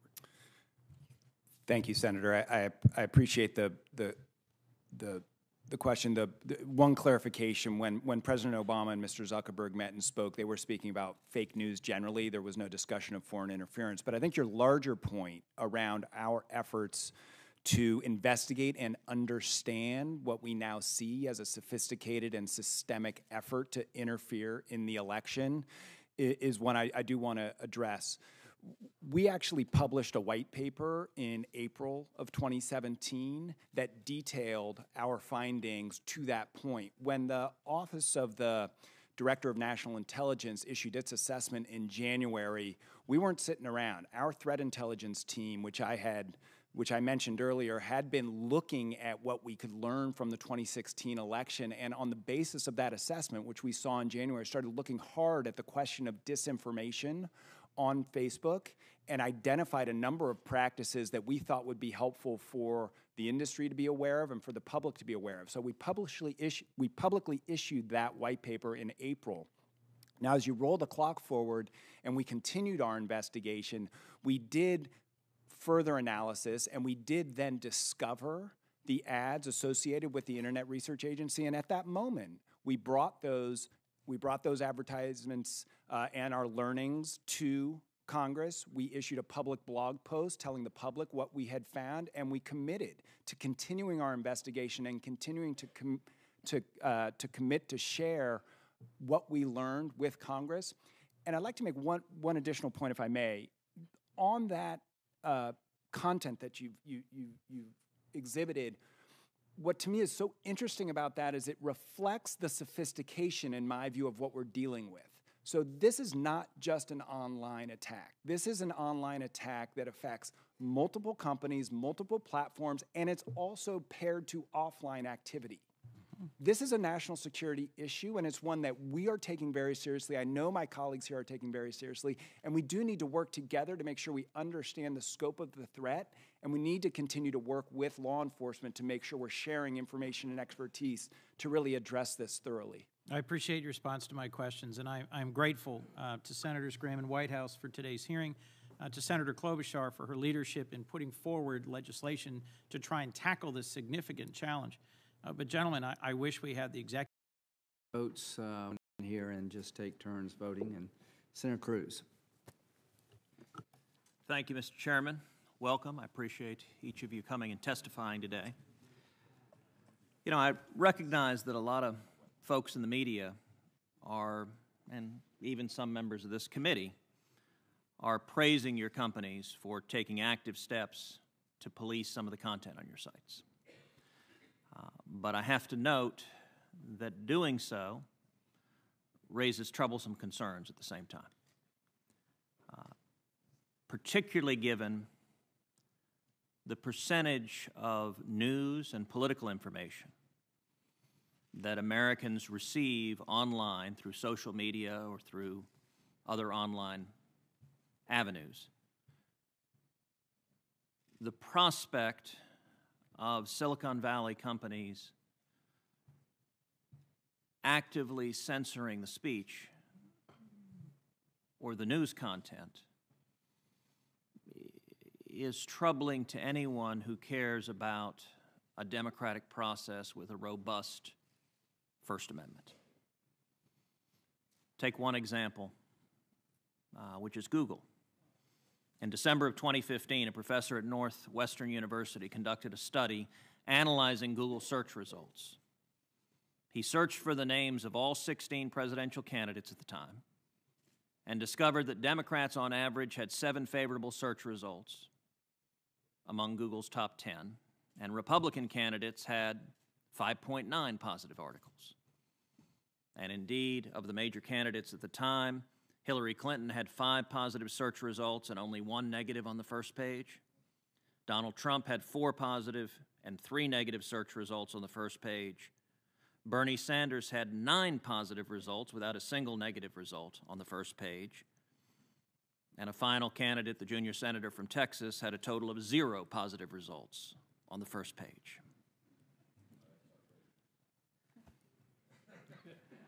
You may well have been citing my colleague from Minnesota on that page. That is outrageous. I will note, I will say if there were a Frankenfilter, that might be popular. That same professor ran a second study and found the vast majority of news outlets that were represented in Google searches were left-leaning. It's not just Google. In 2016, it was revealed that Facebook was, quote, curating the list of trending news stories on their website. According to reports, Facebook workers were artificially spiking conservative stories, including stories about former IRS official Lois Lerner, former Navy SEAL Chris Kyle, and positive stories about conservative politicians. The reports also revealed that stories by conservative outlets like the Washington Examiner or Newsmax that were popular enough to be picked up by Facebook's trending stories algorithm were nonetheless excluded until the New York Times and CNN began covering the same stories. Just last month, Twitter barred Representative Marsha Blackburn from advertising her campaign launch video because it deemed a line about her efforts to investigate Planned Parenthood to be inflammatory. The Susan B. Anthony list recently had a video advertisement against a political candidate blocked on Twitter because it referred to partial birth abortion as being akin to infanticide. Now,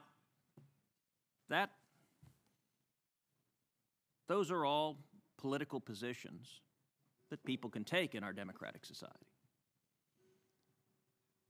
But it is disconcerting if those political positions become a lens through which the American consumers consume news. So I want to ask each of you, do you consider your sites, Mr. Edgett and Mr. Stretch, to be neutral public fora? Senator, we think of Facebook as a platform for all ideas, and we have boundaries in the sense that we don't permit certain categories of content, such as hate speech, but within those guidelines, we do not in any way discriminate on the basis of viewpoint or ideology. So I'm just trying to understand, is that a yes or no, whether you consider yourself to be a neutral public forum? We don't think of it in the terms of neutral, because what we're trying to do actually is provide each user a personalized news feed that will be the content that's most interesting to that user. But we do think of ourselves as, again, within the boundaries that I described, open to all ideas without regard to viewpoint or ideology. Mr. Edgett, same question. Free expression and free speech is at the core of the Twitter mission, and we do everything we can to enable that. Obviously balancing things like Mr. Stretch said against violence, violent threats, or abuse and harassment, but we believe that allowing the public and open platform that Twitter serves its community is one that's important to debate and discussion. And Mr. Chairman, if I can ask a final question, I'm at the end of my time. But how do you respond? Chairman, last I checked, I'm not going to object, but I would note that, Chairman, you and I are the only two who sat through all of this today, and I would like to have a chance to ask a question before the vote's over. Question. But of course, I'll let Senator Cruz go ahead. How do both of you respond to the public concerns and growing concerns that your respective company and other Silicon Valley companies are putting a thumb on the scale of political debate and shifting it in ways consistent with the political views of your employees? Senator, again, we think of ourselves as a platform of all ideas, and we aspire to that. We are acutely aware of the possibility of unconscious bias across a range of issues, not just politics, and we train our employees on that for that precise reason. We want to make sure that people's own biases are not brought to bear in how we manage the platform. Similar at Facebook or at Twitter, we are spending a lot of time training these employees who are looking at user reports on organic tweets. We have stricter policies around advertisements. The one you referenced is an example of that, where since we are serving those ads to folks who aren't following the accounts and haven't asked to see the content, we want to make sure it's always a positive experience. But even there, we're making tough calls and we're learning from mistakes and revising policies and procedures going forward. But our goal and one of our fundamental principles at the company is to remain impartial. Thank you. Chairman, As I said, you and I are the only two that sat through all of this, and I must admit, I'm, with all due respect to all of your companies, I hear a lot of Johnny-come-latelys. There's a lot that I think you could have done earlier. I suspect that your advertising department has watched the profits go up, and I wish they'd spent some of those profits earlier at looking at what the content was. And I do know that we have to be very careful not to be censors, but I'll start with you, Mr. Stretch. We know that an estimated 126 million people, as one other witness said, were exposed to misinformation posted by Russia's Internet Research Agency on Facebook. The vast majority of this was not associated with advertisement. It's free Russian propaganda that is spread like wildfire. Now, let me show you.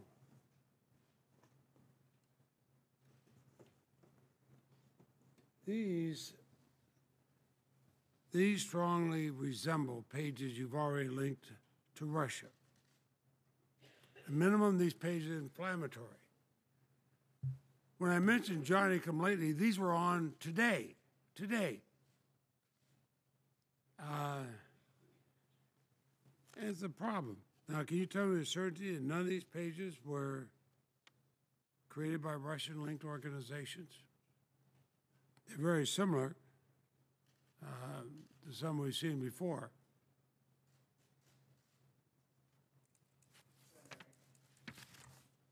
Senator, I can tell you with absolute certainty that none of them are linked to the accounts that we identified as coordinated inauthentic activity, because we've removed all of those accounts from our site. These are pretty similar to some of them. The core problem with the accounts we identified was a lack of authenticity.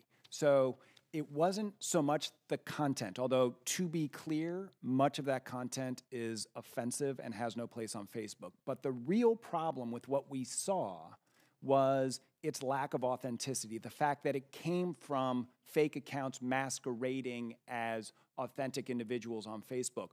We would have to look at that content to understand if it suffered from the same, or the accounts associated with that content to understand if it was the same sort of activity. Another thing, we have, in Virginia, we have a governor's race, one candidate's running on a pledge to protect Confederate statues. In Alabama, we have a Senate candidate who reportedly called being gay detestable, said that Muslims should not be allowed to serve in Congress. Now, these seem like the kind of things that could be exploited, just as the Russians did with the 2016 presidential election. Is there any indication the Russians are doing that now on these two races? Senator, we have not seen evidence of that in connection with those two races. I will say that Are you looking for it? Absolutely. We are focused on addressing this behavior going forward, not just in connection with those two races, but throughout the country and indeed around the world. Each time there's an election, we face a challenge and a responsibility to ensure that the platform is not used for abuse, and we're investing heavily to make sure we meet that challenge. Let me ask about that. Facebook's fastest growing markets are in the developing world. Now there, consequences of spreading fake or divisive information can be dire. It's not just an election, it's people's lives. For example, Facebook is being used today as a breeding ground for hate speech against Rohingya refugees in Myanmar. These are especially vulnerable people. They're being violently persecuted. The leadership in that country is not doing a darn thing, even though it includes a Nobel Peace Prize recipient, not doing a darn thing to stop this persecution. In Cambodia, the authoritarian government is exploiting social media to smear dissidents. what are you doing? You're monetizing, increasingly monetizing information from users in the developing world, and you have an absolute right to do that. But what are you doing to make sure it's not used to undermine nascent democracies, especially in the undermining? It's not losing votes, it's losing lives. Senator, thank you for the question. It's really an excellent point and a very challenging topic. As anyone who has followed the news is aware, the tragedy that's unfolding in Myanmar is horrifying. We view our platform in that sense as a vehicle for providing greater visibility into what's going on around the world and greater visibility into human rights abuses. Now, we do have an obligation to make sure that it is not misused. And the way we're talking about lives. Senator, Myanmar is an example of that. Cambodia. Okay. Well, I don't disagree, and we have teams with language competence who are working with local organizations to understand the particular challenges associated with operating in those regions and to make sure we get it right. We do believe we have a role to play in raising visibility, but at the same time not be used as a tool to, for example, foment hatred or glorify violence in any way. Well, you can understand our concern. I mean, Russia's Internet Research Agency set up a fake Twitter account to their Tennessee Republican Party. They sent out a stream of fake claims, including allegations of voter fraud. People knew it was, and yet it was retweeted by Kellyanne Conway, Donald Trump Jr., and even President Trump last month, even though everybody knew it was fake. This is what happens. It is frustrating. I don't say it as a Democrat. I say it as an American. I say as one who's visited countries around the world trying to protect the right to vote, and then we see Russians coming here. So, speaking of voting, I will now go and vote. But please understand, I admire what you've been able to do in reaching people, but you have a great responsibility. Not only can elections be swayed this way by people who are not favorable to the United States, but people can die. So thank you. Thank you. Blumenthal. Thank you. Thank you to our chairpeople, Chairman Graham and Chairman Whitehouse, for holding this hearing, and thanks to each of you for being here today. We don't need to lecture you on your social responsibility. I'm convinced you are well aware of it, and I'm also convinced that you understand the perniciously malign effects of abuses such as we've shown you and you've provided to us. In fact, they are a cancer on our democracy, and they will metastasize into distortions of our democratic process unless we throttle them by disclosure. In this realm, the cure for untruth is, in fact, more truth and disclosure. That's why I've joined the bill that's been offered by Senators Klobuchar and Warner, but also am crafting my own bill to provide for even broader disclosure, not limited to the political realm, because just as you've said, the internet is borderless. It is also largely anonymous, and it is ill-defined in terms of subject matter. So I want to first show you something that I find maybe the most kind of reprehensible sign of what can go wrong in this realm.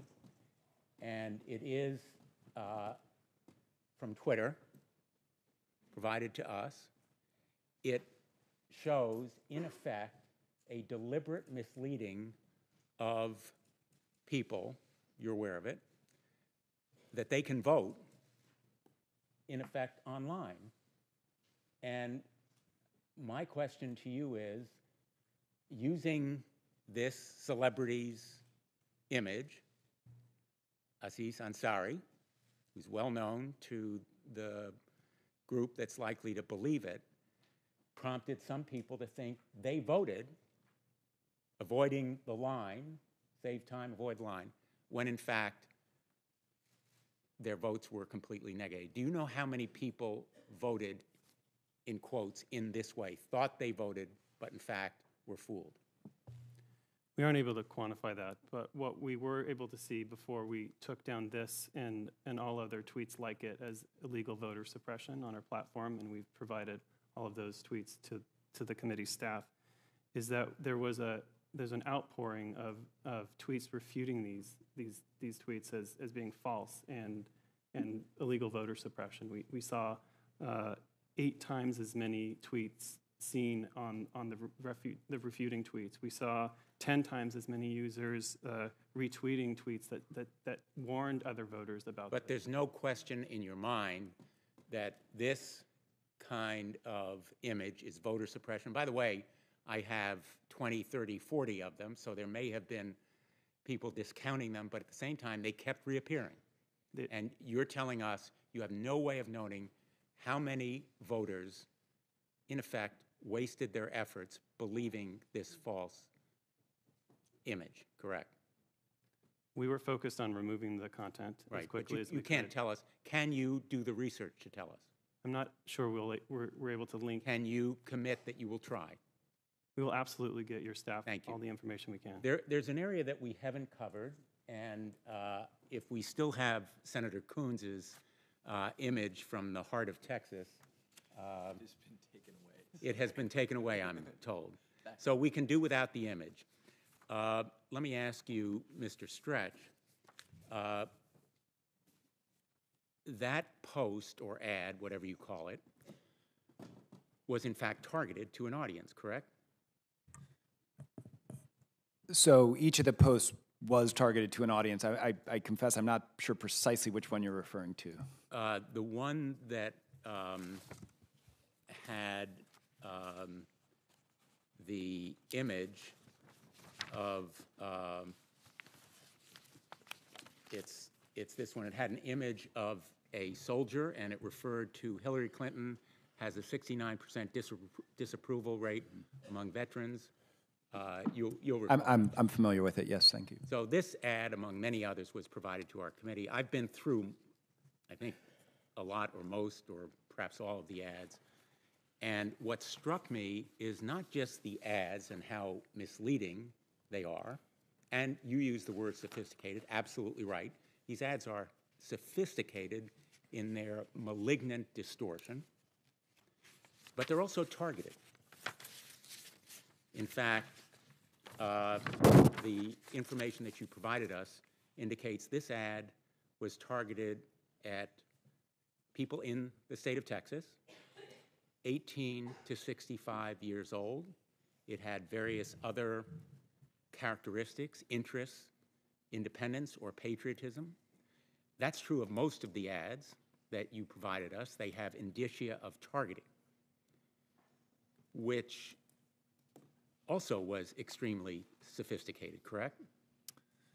Certainly the interest-based targeting appeared to reflect an understanding of the type of audience these actors were trying to reach. There is a professional activity that helps target ads, correct? There are certainly many companies and individuals who work on targeting digital media, yes. Do you know who helped the Internet Research Agency in doing this targeting?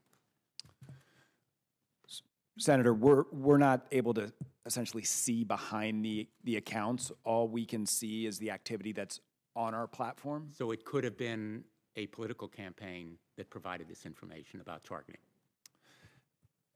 As I say, we're not able to see behind the accounts. All we essentially get is the targeting information, which we've provided to the committee. Let me request that you endeavor, as best you can, with the research available to you, to give us information about how the Internet Research Agency and any other Russian-sponsored activities were able to target these ads to specific groups, individuals, geographic areas, demographic, and age groups. Thank you. Senator Franken. Thank you, Ranking Member and the Chair, for holding this. We've been looking at the Russian attack on our democracy and been questioning government officials, past and present, and campaign people for the Trump campaign. But now this is the extent to which the Russians exploited your platforms is bringing the question in. You know, maybe this isn't something just the government has to do. This is something that you guys have to deal with and fix. And you were kind of the canary in the coal mine in 2016, and at the same time, Russia was conducting cyber espionage against American political organizations. They deployed this propaganda program on your platforms, in some case paying for it in rubles. So I want to understand why no one seems to have caught on to the Russian effort earlier. Mr. Stretch, how did Facebook, which prides itself on being able to process billions of data points and instantly transform them into personal connections for its user, somehow not make the connection that electoral ads paid for in rubles were coming from Russia? Those are two data points. American political ads and Russian money, rubles. How could you not connect those two dots? Senator, you mentioned one aspect of the Russian threat that was so visible in 2016, which was the question of account compromise, stealing contents, and disseminating them. And that's a threat our security team was intensely focused on, and we think effectively addressed. I think in hindsight, we should have had a broader lens. There were signals we missed, and we are now focused. People are buying ads on your platform with rubles. They're political ads. You put billions of data points together all the time. That's what I hear that these platforms do. They're the most sophisticated things invented by man ever. Google has all knowledge that man has ever developed. You can't put together rubles with a political ad and go like,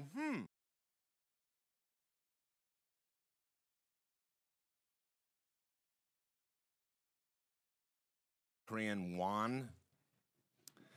If a political ad with a won is paid for by a won, a North Korean won, will you pledge not to put it on? Senator, our goal is to require all political advertisers, regardless of currency, to provide documentation information demonstrating that they're authorized to advertise. The currency signal, I understand your point. It's a signal we should have missed. You can't say no to that. The currency signal. You can't say no to that. It's very easy to Please answer yes or no, sir. I'm asking you a question. Just answer yes or no. Can you do that? You're sophisticated. You're the chief legal counsel for Facebook. Please answer yes or no. I can tell you that we're not going to permit advertising to permit political advertising by foreign actors. The reason I'm hesitating on foreign currency is that it's relatively easy for bad actors to switch currency. So it's a signal, but it's not enough. We have to sweep more broadly. Why would anyone use the North Korean won? Why would a bad actor go like, I'm going to trick Facebook? I'm going to use the North Korean won. Senator, our goal is to make sure we're addressing all forms of abuse. My goal is for you to think through this stuff a little bit better. Can I have a little bit more time? Well, Senator Hirono, you're next. Thank you. Since all of you commit to doing better, do each of you have a mission statement regarding your commitment to prevent the use of your platforms to promote, as Mr. Stretch describes it, to prevent the promotion of discord or fomenting of discord? Is there some statement that you can tell us that says, okay, we're committed that this is not going to happen again? Mr. Stretch, we'll start with you.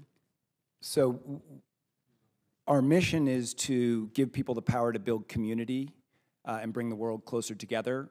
Our policies prohibit hate speech of all kinds, as well as other forms of bullying and harassment.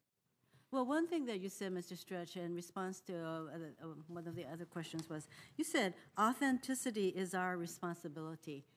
I kind of like that as a mission statement for all three of your companies. Authenticity. At Facebook, we do require people to use the service by the name they're known by, and we believe that's a very important part of the service Facebook offers.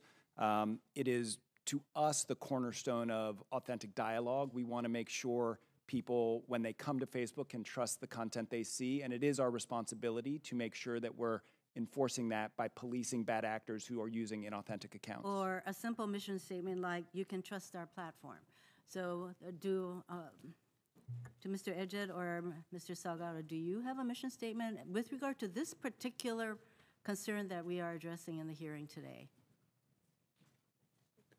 Yeah, one of our underlying missions is to help unite and inform, and obviously the type of activity we're talking about today is intended to divide. So we're working very hard on this.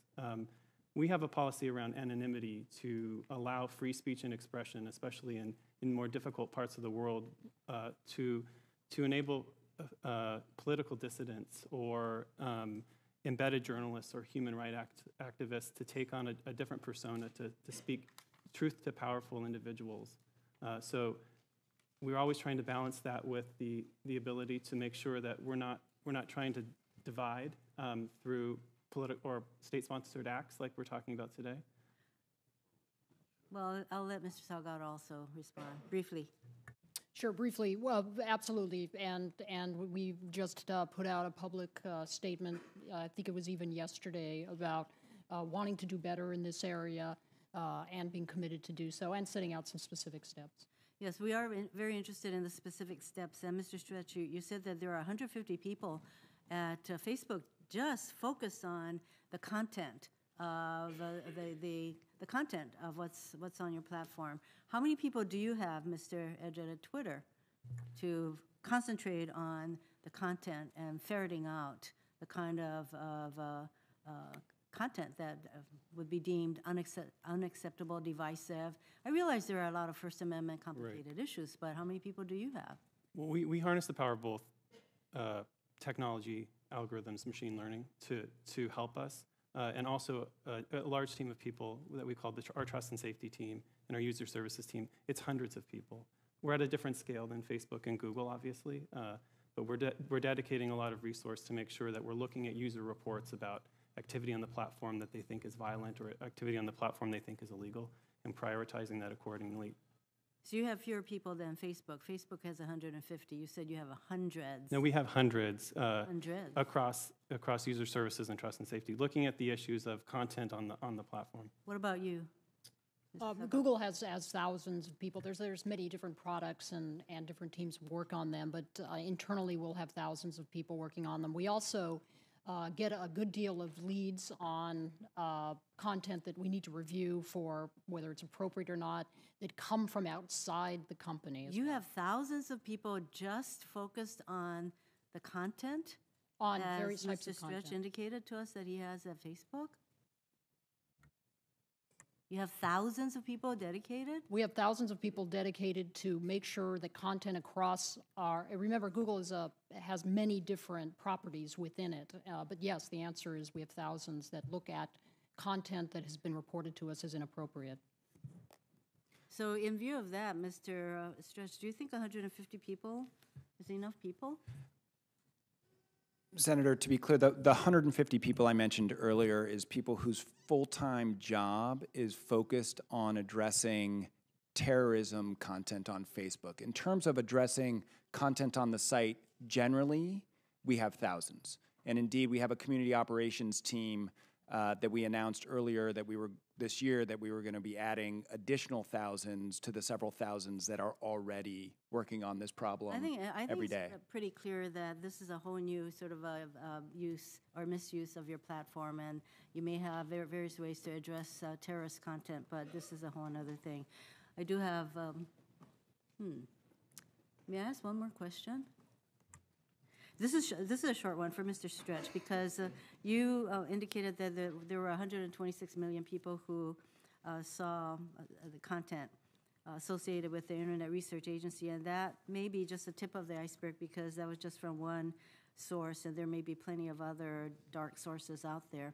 And in an election where a total of about 115,000 votes would have changed the outcome, can you say that the false and misleading propaganda people saw on your Facebook didn't have an impact on the election? Can you say that it didn't have an impact on the election? Senator, we're not well positioned to judge why any one person or an entire electorate voted as it did. The content that we've provided to the committee was a very small fraction, 0.004% of the content that was served in the United States over the period in question. The point I do want to emphasize is that any amount, however small a fraction of this sort of content, has no place on Facebook, and it's why we're investing to address this going forward. I don't think anybody can say that this kind of content did not have some kind of effect on our election outcomes. Thank you. Chairman Graham authorized a second round of 3 minutes. If you guys are good to continue, then I'll turn to Senator Klobuchar for 3 minutes. Thank you very much. I had a follow-up question actually about voter suppression efforts. And Mr. Edgett, we appreciate the ads that we saw, and we'd like to see all of them, of course.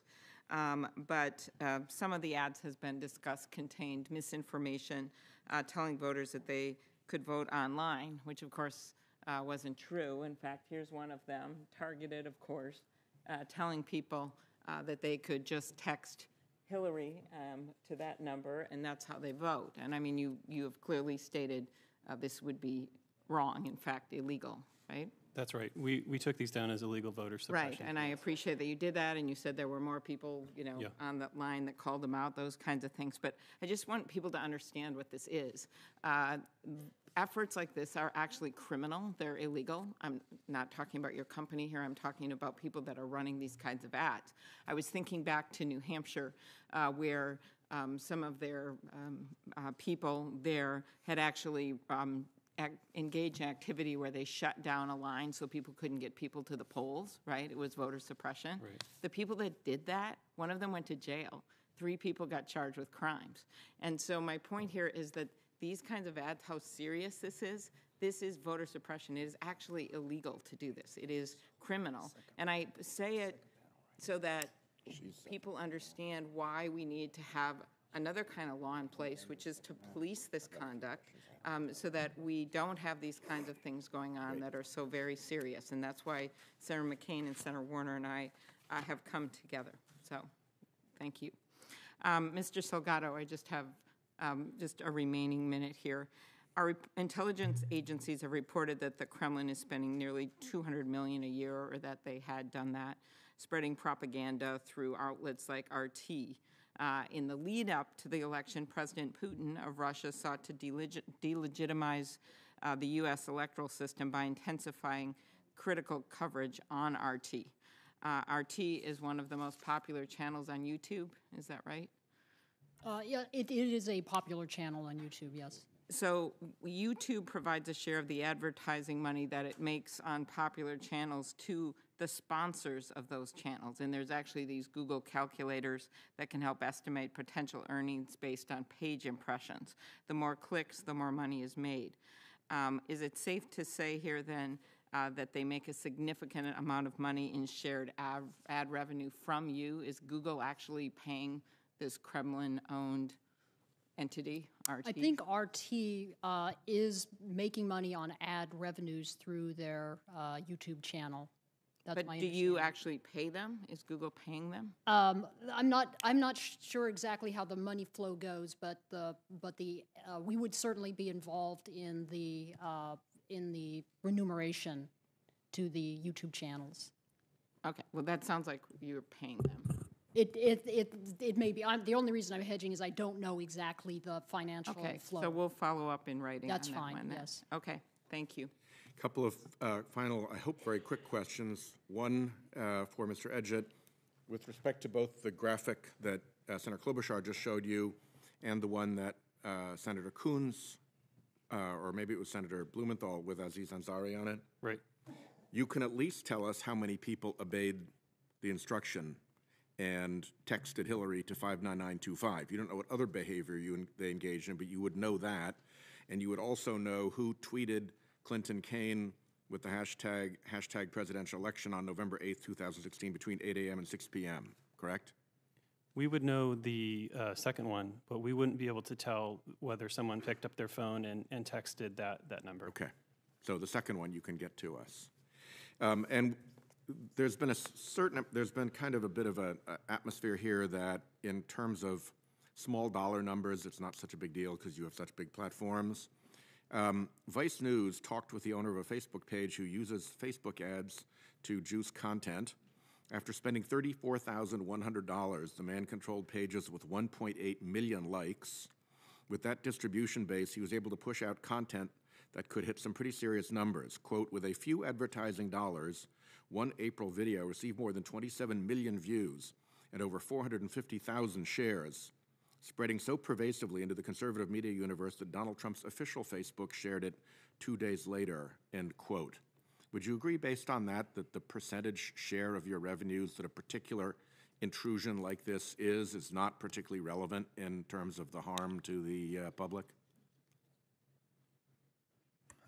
Senator, we're trying to provide facts, the information we know about our investigation, and we leave it to you and your investigators with visibility to a number of different sources to draw the conclusions you will. I just urge you to stop making the argument that because it's a small number, we shouldn't be so concerned. I don't think that's a legitimate argument on any of your parts. Senator, if I may, we're trying to provide facts. I do not want to suggest in any way that we don't think this is a big deal. We think this is a huge deal. Okay, terrific. So, last two questions. Botnets. Really good things that are useful to you, or really terrible things that are a menace in this context? In this context, I would describe automated fake account creation as a menace. I would have to agree. Yeah. Menace. Shell corporations that prevent you from looking through them and seeing who the true beneficial owner is. In this context, a help or a menace? Anything that prevents us from policing the authenticity of our users is a menace. I would agree. I agree with that. All right, I'm done. Thank you, Chairman. Very quickly, and we'll move to the second round here. Yeah, can you put up? So, make it clear, are any of you in the content business? Do you make your own content? Do you generate content? Mr. Stretch.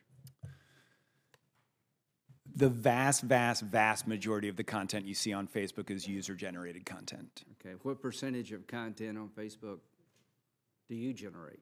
A minuscule percentage. Less than 1%? Yes.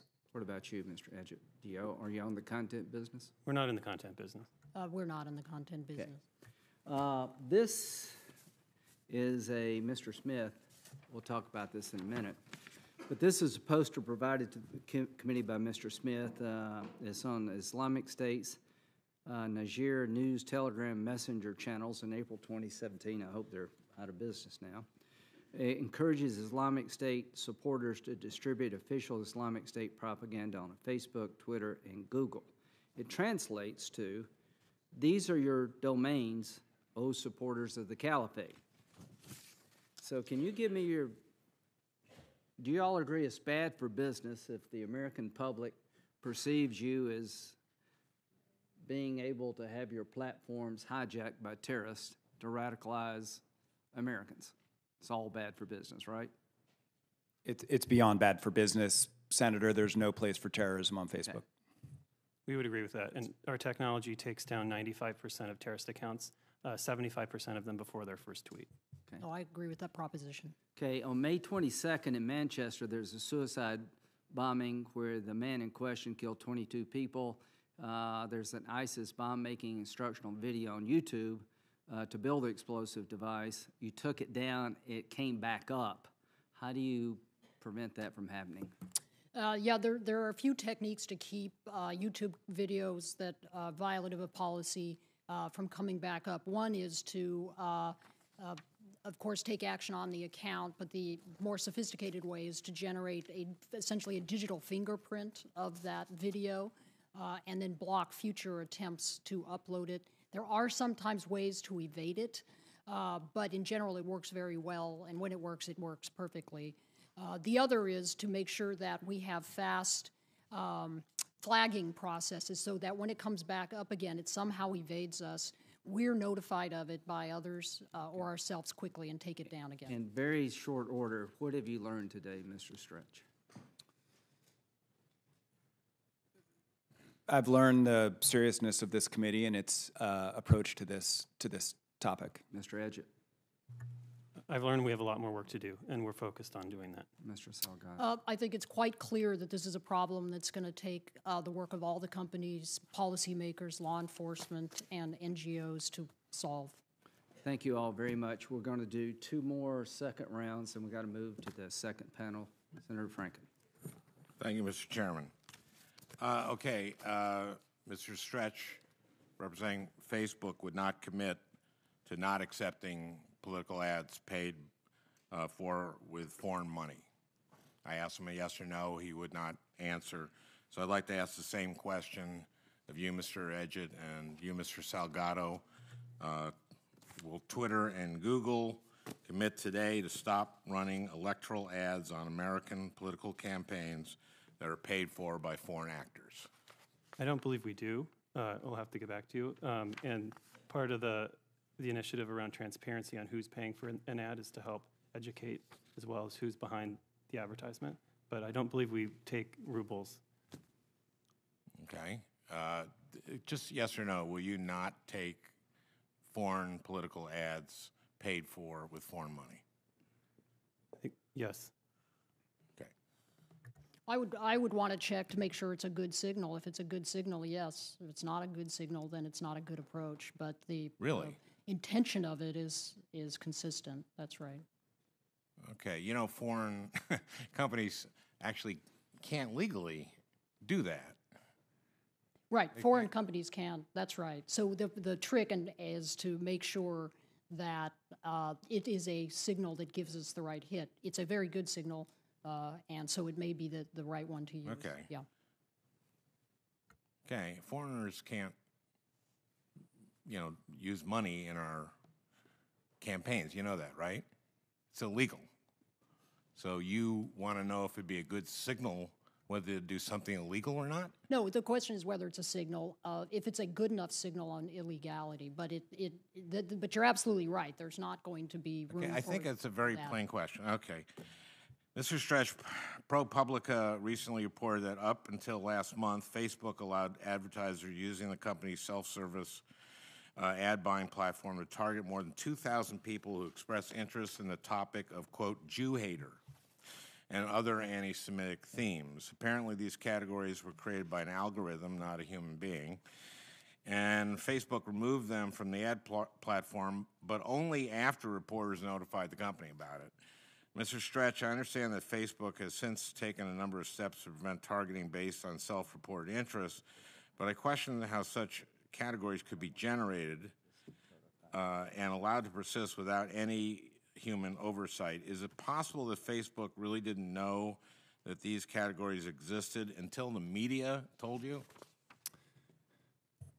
Senator, these categories, which of course are deeply offensive and alarming, were as your question suggested, algorithmically generated, and we don't actually have any reason to believe they were actually used. But the mere possibility that our system permitted them to be generated is unacceptable. And that's exactly why we not only removed them, but launched a comprehensive review to make sure we have adequate guardrails in the terms.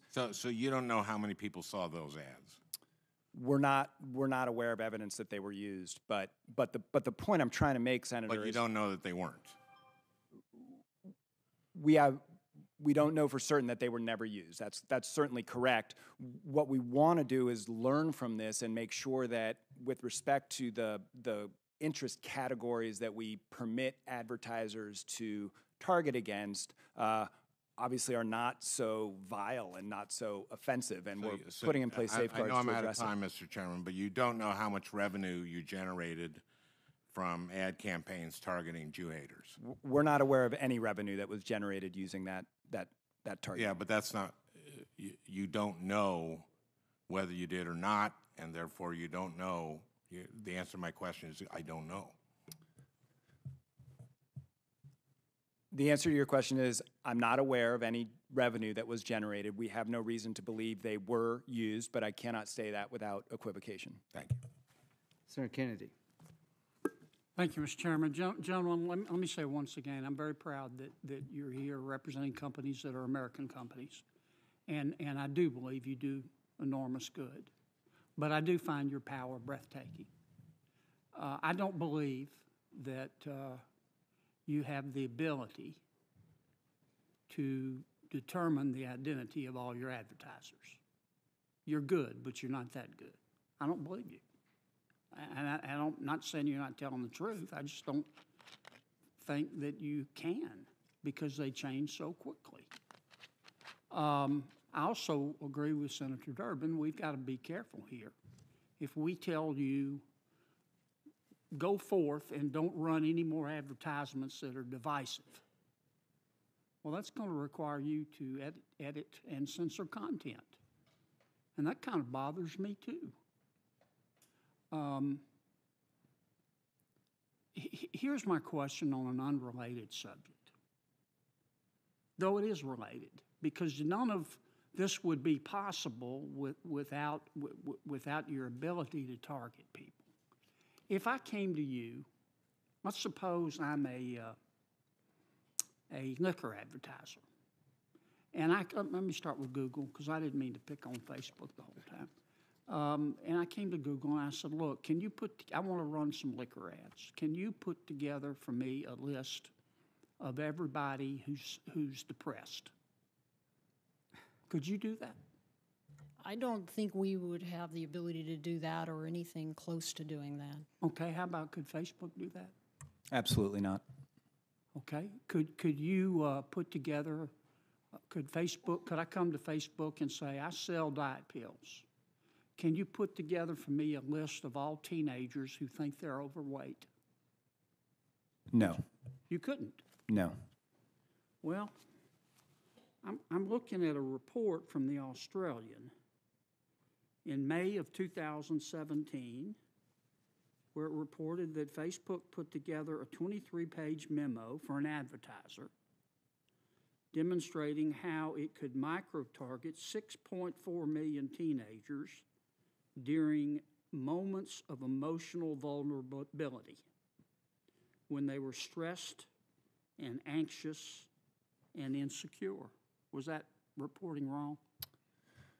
That reporting relied on a internal document that was overstated, and in the wake of that reporting, we have put in place safeguards to prevent any sort of ad targeting on that basis. I guess what I'm getting to, I'm not accusing you of anything. If I could just have 30 extra seconds, Mr. Chairman, I'm not accusing you of anything. I understand your internal rules, and I respect those, and I admire those. But you have the ability. You have the ability to give me a list of people or people who are using Facebook or Google who are teenagers who are insecure about their weight. Now, you may not sell that to an advertiser, but you have the ability. Just like I believe you have the ability to go look specifically at Senator Graham's or me my profile. Now, you may have a policy against that, but I believe you can do it. Can you not? Again, Senator, we have architected our systems so that I may not. But you could if you wanted to. Any user on Facebook will share information that's related to their own interests and their own activities, and it is precisely because that information is personal and why. I understand, and I'm sorry, Mr. Chairman, but I'm trying to just get a straight answer. I'm not asking you what's moral or immoral or what your rules are. I'm saying if you wanted to, is it not the case that you can go to John Kennedy's profile and see things about John Kennedy as a result of my activity on Facebook? You have that ability, do you not?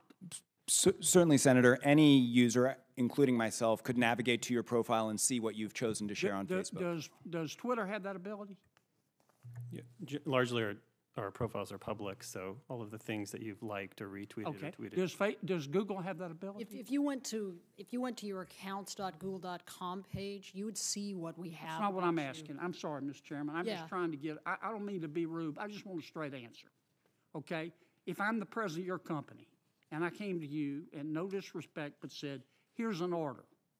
If you don't do it, you're fired, and I'm taking all your stock options. Okay? I want you to go find Senator Graham's account and tell me everything you know about him. I'm not saying you would do it, not do it. I'm not getting into ethics, and I'm not talking about your internal rules. I'm saying you have the ability to do that, don't you? We certainly have the ability to look at a user's account. Thank you, Mr. Chairman. Thank you.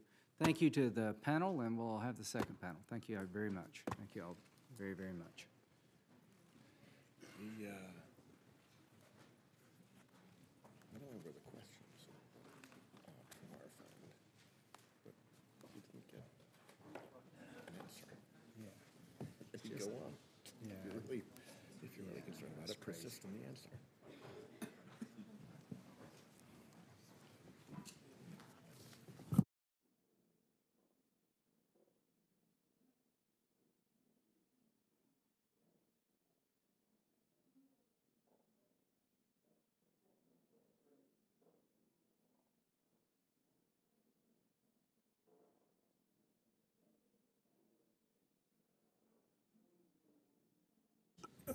All right, thank you both for coming.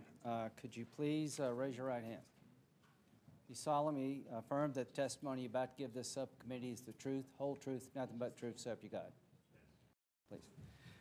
The second panel consists of Mr. Clint Watts, who's a Robert A. Fox Fellow, Foreign Policy Research Institute. He's been dealing with child pornography and terrorism issues on the internet for a very long time. Mr. Michaels Smith, the second, is a terrorism analyst who's dedicated a lot of his adult life to dealing with jihadist efforts to radicalize on the internet and other issues. Mr. Watts, could you please lead us off? Thank you, Mr. Chairman, members of the committee, for having me here today. A decade ago, Al-Qaeda in Iraq littered YouTube with violent videos, and a few years later, Twitter became a platform for Al-Shabaab and its violent tirades in Somalia. During the same period, I watched as thousands of men and women joined up with ISIS through Facebook, Twitter, Telegram, and later paved the way for the Islamic State and terrorist violence around the world. During that social media research, I encountered Russian influence efforts. In the nearly 4 years since, I've watched as they've employed social media at a master level to perpetrate the largest and most successful information attack in world history, a campaign that continues to harm our country even today. Each social media company has uncovered some piece of Russia's social media campaign, but no one company alone can fully comprehend the extent of Kremlin operations. As they conduct investigations in their data, they'll each detect only those accounts where the Kremlin failed to hide its hand, seeing only the tip of the iceberg floating above the social media sea upon which they float. Each platform serves a function, a role in an interlocking social media ecosystem where Russia pursues 5 complementary social media functions to achieve its objectives. They'll do reconnaissance on platforms like Facebook and LinkedIn, where you can see organizational, personal preferences and how communities operate. They'll host on YouTube, both overtly and covertly, to hide their hand. They'll do placements on anonymous websites or social media platforms like 4chan and Reddit. They'll propagate their messages through Twitter, and they'll saturate their audiences on Facebook, Instagram, Pinterest, or any other platform where there are Americans at.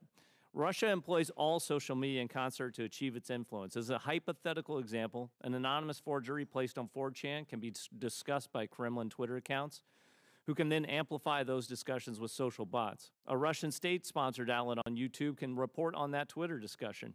The YouTube news story is then pushed into Facebook communities, amplified through ads, or promoted against bogus groups.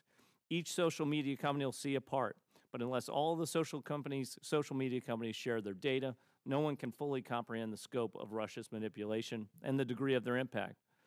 Russia is the first to successfully integrate the entire social media spectrum, but they won't be the last. The Kremlin playbook will be adopted by authoritarians, dark political campaigns. Unregulated global corporations will use this type of social media manipulation to influence weaker countries, harm less educated, vulnerable populations, and mire business challengers. Social companies must move to deal with Russian disinformation, but also look beyond the much larger and more ominous problem of misinformation. Some analysts have concluded that fake news outperformed mainstream news in the lead up to the election. The recent tragedy in Las Vegas saw an innocent man falsely labeled a gunman on social media, where bogus stories quickly trended to the top of Facebook and Google searches. More startling, just the past few weeks, has been the ethnic divisions and resulting violence in Myanmar, stemming from misinformation disseminated on Facebook. I'd offer some additional recommendations in addition to my previous testimony to the Senate Intel and Armed Services Committees. Federal laws governing attribution of political ads and solicitations in television, radio, and print should immediately be extended to social media advertising conducted by all political campaigns and action groups. Account anonymity in public provides some benefits to society, but social media companies must work to immediately confirm real humans operate accounts. The negative effects of social bots far outweigh any benefits that come from the anonymous replication of accounts that broadcast high volumes of misinformation. Reasonable limits on the number of posts any account can make during an hour, day, or week should be developed, and human verification systems should be employed by all social media companies to reduce automated broadcasting. Social media companies continue to get beat in part because they rely too heavy on technologists and technical detection to catch bad actors. In summary, the art of social media influence drives the science. Figure out what bad actors will do on these platforms, and it's much easier to detect them. Threat intelligence proactively anticipating how bad actors will use social media platforms needs to be advanced to help technical detection improve. Lastly, I admire those social media companies that have begun working to fact-check news articles in the wake of last year's elections. These efforts should continue, but will be completely inadequate. Stopping false information, the artillery barrage landing on social media users, comes only when those outlets distributing bogus stories are silenced. Silence the guns and the barrage will end. I propose the equivalent of nutrition labels for information outlets, a rating icon for news-producing outlets displayed next to their news links in social media feeds and search engines. The icon provides users an assessment of the news outlet's ratio of fact versus fiction and opinion versus reporting. The rating system would be opt-in. It would not infringe on freedom of speech or freedom of the press, should not be part of the U.S. government, should sit separate from the social media companies, but be utilized by them. Users wanting to consume information from outlets with a poor rating wouldn't be prohibited, and if they are misled about the truth, they have only themselves to blame. It's been more than a year since my colleagues and I described how the Russian disinformation system attacked our American democracy. We've all learned considerably more since then about the Kremlin's campaigns, witnessed their move to France and Germany, and now watch as the world's worst regimes duplicate their methods. Yet our country remains stalled in observation, halted by deliberation, and with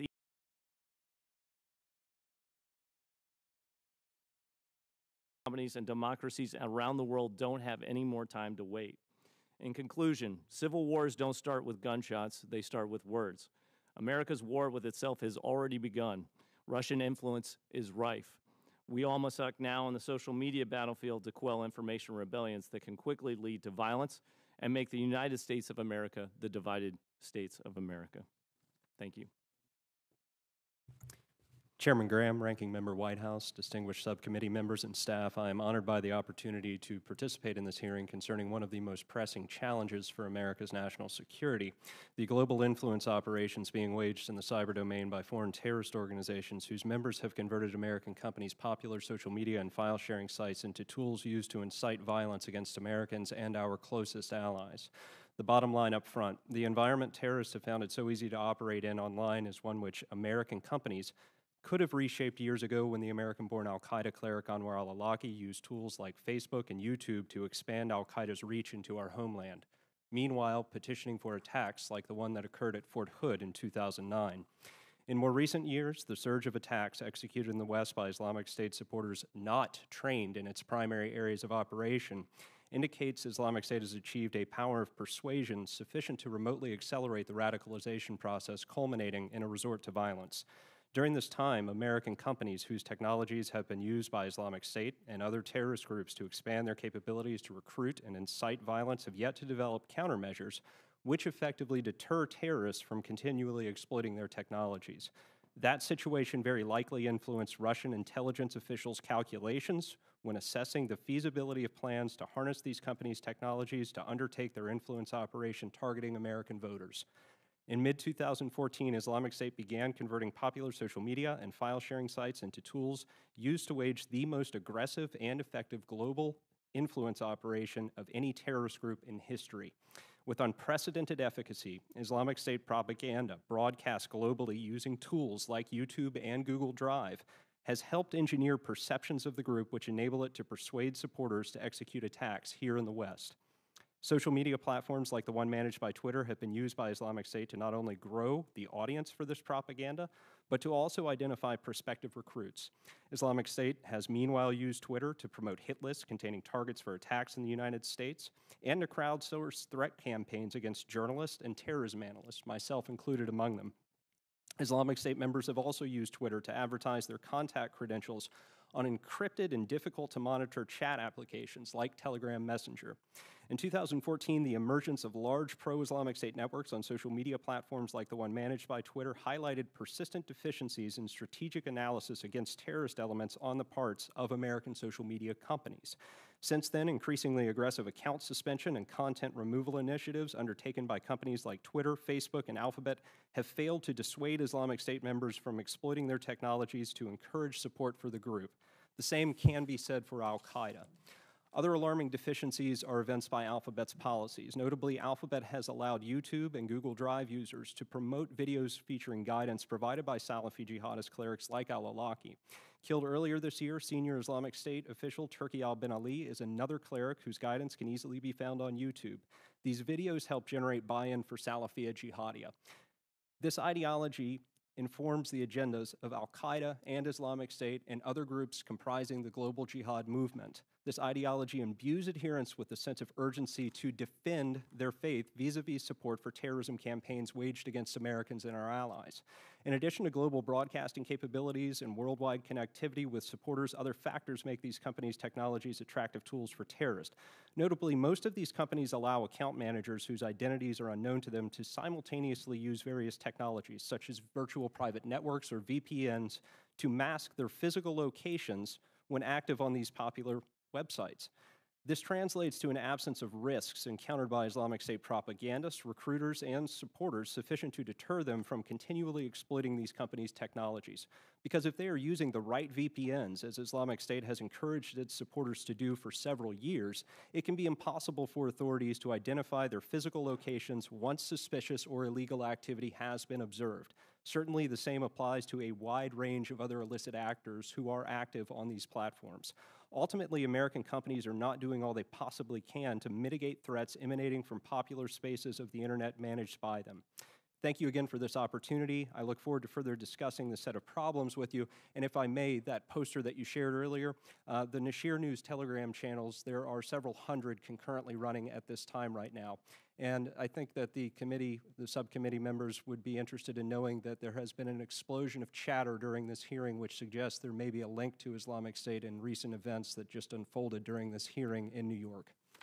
Okay, well, you heard Mr. Smith, some of the companies talked about they have a workforce dedicated to trying to understand content that may, to the casual observer, not be jihadist in nature. Did you hear that testimony? I heard a portion of it, yes, sir, if you want to ask a question accordingly. So what's your view? Are they doing enough? Have they figured this out? I don't have a strong grasp of what it is that they're attempting to do. I know that several of these companies have hired various academics who have held positions at pseudo-government think tanks, such as the Combating Terrorism Center at West Point, and are well known for the books they have written about Islamic State. But I think until recently, the people who were supposed to be experts on countering violent extremism at a company like Alphabet, for instance, whose experts I've had some interactions with, probably had at best a junior level subject matter expert's knowledge of the ideology which informs the agendas of these groups. So tell me what you think may have happened today. You were saying something about jihadist websites. Well, during this hearing, there have been several incidents that have unfolded according to various news reports, which resulted in several deaths in New York. And what we're seeing right now is an explosion of so-called chatter on key Islamic State-linked Telegram channels, which are increasingly indicating there may be a link to the group in this event. In the very least, when they promote information about these types of incidents, what it serves to accomplish is to remind so-called fence-sitters, in other words, the people here in the West who have yet to either emigrate into the caliphate or execute attacks at home, helps to remind them of how easy it is to go out and do the things that the group's leadership has prescribed, specifically executing very simple attacks. Has anybody taken credit for it that you know of? Not yet, but it's very early in the game, sure. Okay. If you could, give a grade to the three companies in terms of dealing with the terrorist threat on their platforms from A to F. Senator, I'd prefer to offer you a written response to that, but in general, I think that they're all demonstrably concerned about the issue for a variety of reasons. However, the current legal framework really doesn't compel them to do a whole lot about all of this. So you think we need laws to not only compel them, but help them? Well, I think that social media and file-sharing industries have become incredibly integrated with our society, and I think it's difficult to fathom industries which are so integrated with our society, such as the automotive industry or the airlines industry, not having some form of stronger legislative oversight provided of those industries and the various policies which govern how they operate. Yeah, compared to what we do with the TV station, this is almost nothing, right? Yeah, I mean, the Federal Communications Commission right now could step in and, petition that according to national security interests, these groups should do things like require only verified account managers. In other words, managers of accounts whose identities are known to them, that those are the only people who can use things like virtual private networks and other specialized browsers to mask their physical locations when online, because right now what you have is a situation where a person can basically go onto these platforms, and it would be like walking into a theater and screaming fire and watching people trample all over themselves and concomitantly being a ghost. Nobody has a way of attributing the activity. Okay, thank you very much. Yes. Mr. Watts, what's your take of what the tech companies are doing? How would you grade them if you could? I would say all have improved in recent years. Facebook is the best based on my experience. Google is not far behind. Twitter would be last and always resist. I think all new platforms, especially with encryption, Telegram, some of the dark social media coming up will soon become platforms for bad actors, and they'll struggle. Each of these social media platforms is not built for security, much like cybersecurity. It comes later. And so bad actors find out what the attributes are, the vulnerabilities of these platforms, and then they move to them. Even though they don't produce content like the local news, they're very much in the news business. Do you agree with that? Yeah, whether they realize it or not, they've become the leading disseminator of news around the world. And we have all kind of laws and regulations about how to run a TV station or radio station and how to interact on those networks. Is that correct? Yes. And we have virtually nothing in the area of social media as far as legal infrastructure. That's correct. That's why the Russians or anybody that wants to do influence goes to that platform. There are actually no laws restricting them from doing it, and it's a wide open playing field. Senator Whitehouse. Thanks again, Chairman. Mr. Watts, you've been a U.S. Army infantry officer. You've been an FBI special agent on the Joint Terrorism Task Force. You've been the executive officer of the Combating Terrorism Center at West Point, and you've been a consultant to the FBI's Counterterrorism Division and National Security Branch. So you clearly take American national security very seriously. It is and has been your life's work. So when you say the Kremlin disinformation playbook, which we're talking about here, will also be adopted by authoritarians, dark political campaigns, and unregulated global corporations who will use this type of social media manipulation to influence weaker countries, harm less educated vulnerable populations, and mire business challengers. You're not just talking about the Russian election manipulation operation getting worse and having to be contained. You're talking about it as if it's a technology that other bad actors can adopt and have it metastasize entirely into new fields of dissimulation, propaganda, and so forth. Yes. Correct? Everybody will duplicate this if they don't believe in the rule of law, if they want to destroy democracies from the inside out. Anyone with enough resources and time and effort, if they put it against this, they can duplicate this. I could duplicate it if I chose to. So if we don't stop it now, it's going to get exponentially worse. Yes, and I think the one thing that we should recognize is even in the U.S. political context, if we don't put some sort of regulation around it, if bodies like this don't decide how we want American politics to work, everybody will be incentivized to use this same system against their political opponents, and if you don't, you will lose. I asked the last panel to offer an opinion on how helpful they thought botnets were on the general spectrum of being a really wonderful thing and a great help to mankind versus a menace. In the context of this particular threat, how do botnets fall on that spectrum in your view? I can't imagine in any way how social bots amplifying information are more benefit than harm. It empowers the weak. It empowers those with technological advantages. You can spread a message, true or false, worldwide. It is a great tool. The computational propaganda is powerful for two separate reasons. One, it can create accounts that look like you and talk like you, which makes you more likely to believe it. The other thing is it can replicate a message so many times. The more times you see it, the more likely you are to believe it.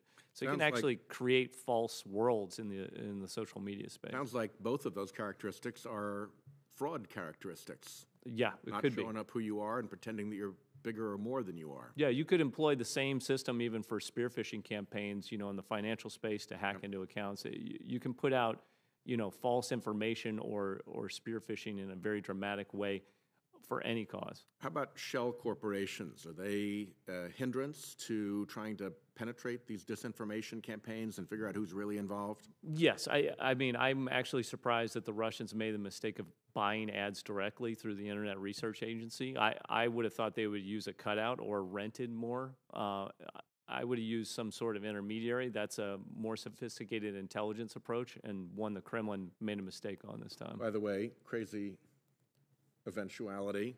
In the time that we've been having this hearing, I made a comical reference to an imaginary entity called Americans for Puppies and Prosperity.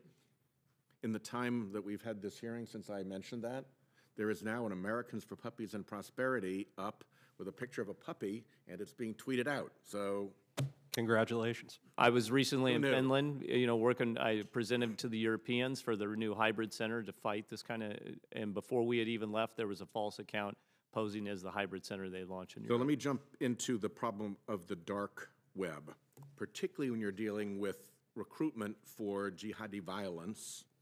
Very often the initial touch is made through traditional social media, Twitter, Facebook, whomever, and then as soon as they think they've got a likely prospect, they move to a dark website where law enforcement can't follow them and where the people who were at that table before you can't track them. Right. Question for the record, because I don't think we have the time to go through all that now, but could you give some advice on what either your predecessors in those chairs or we in Congress should be doing about that social media dark web link where so much of the evil transpires? You radicalize in the open and you recruit in the dark, and that's sort of how the system works. So the more you can clamp down on the open space, the better you're going to be. There's less people that come in contact, and it is a staircase that gets you to there.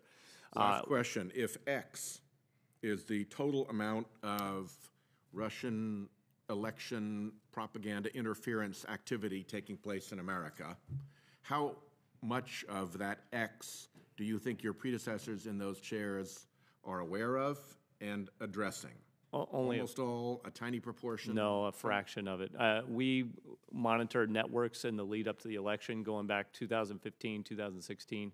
One network which promoted the Answer-Lick campaign that we saw in July 2016, we wrote about at the Daily Beast, half of it's still there today. So a tiny fraction is all the tiny fraction. I would put at most, it depends on the platform. Some are better than others. I would say Facebook's probably removed the most, Twitter the least. I would bet Twitter is less than a quarter.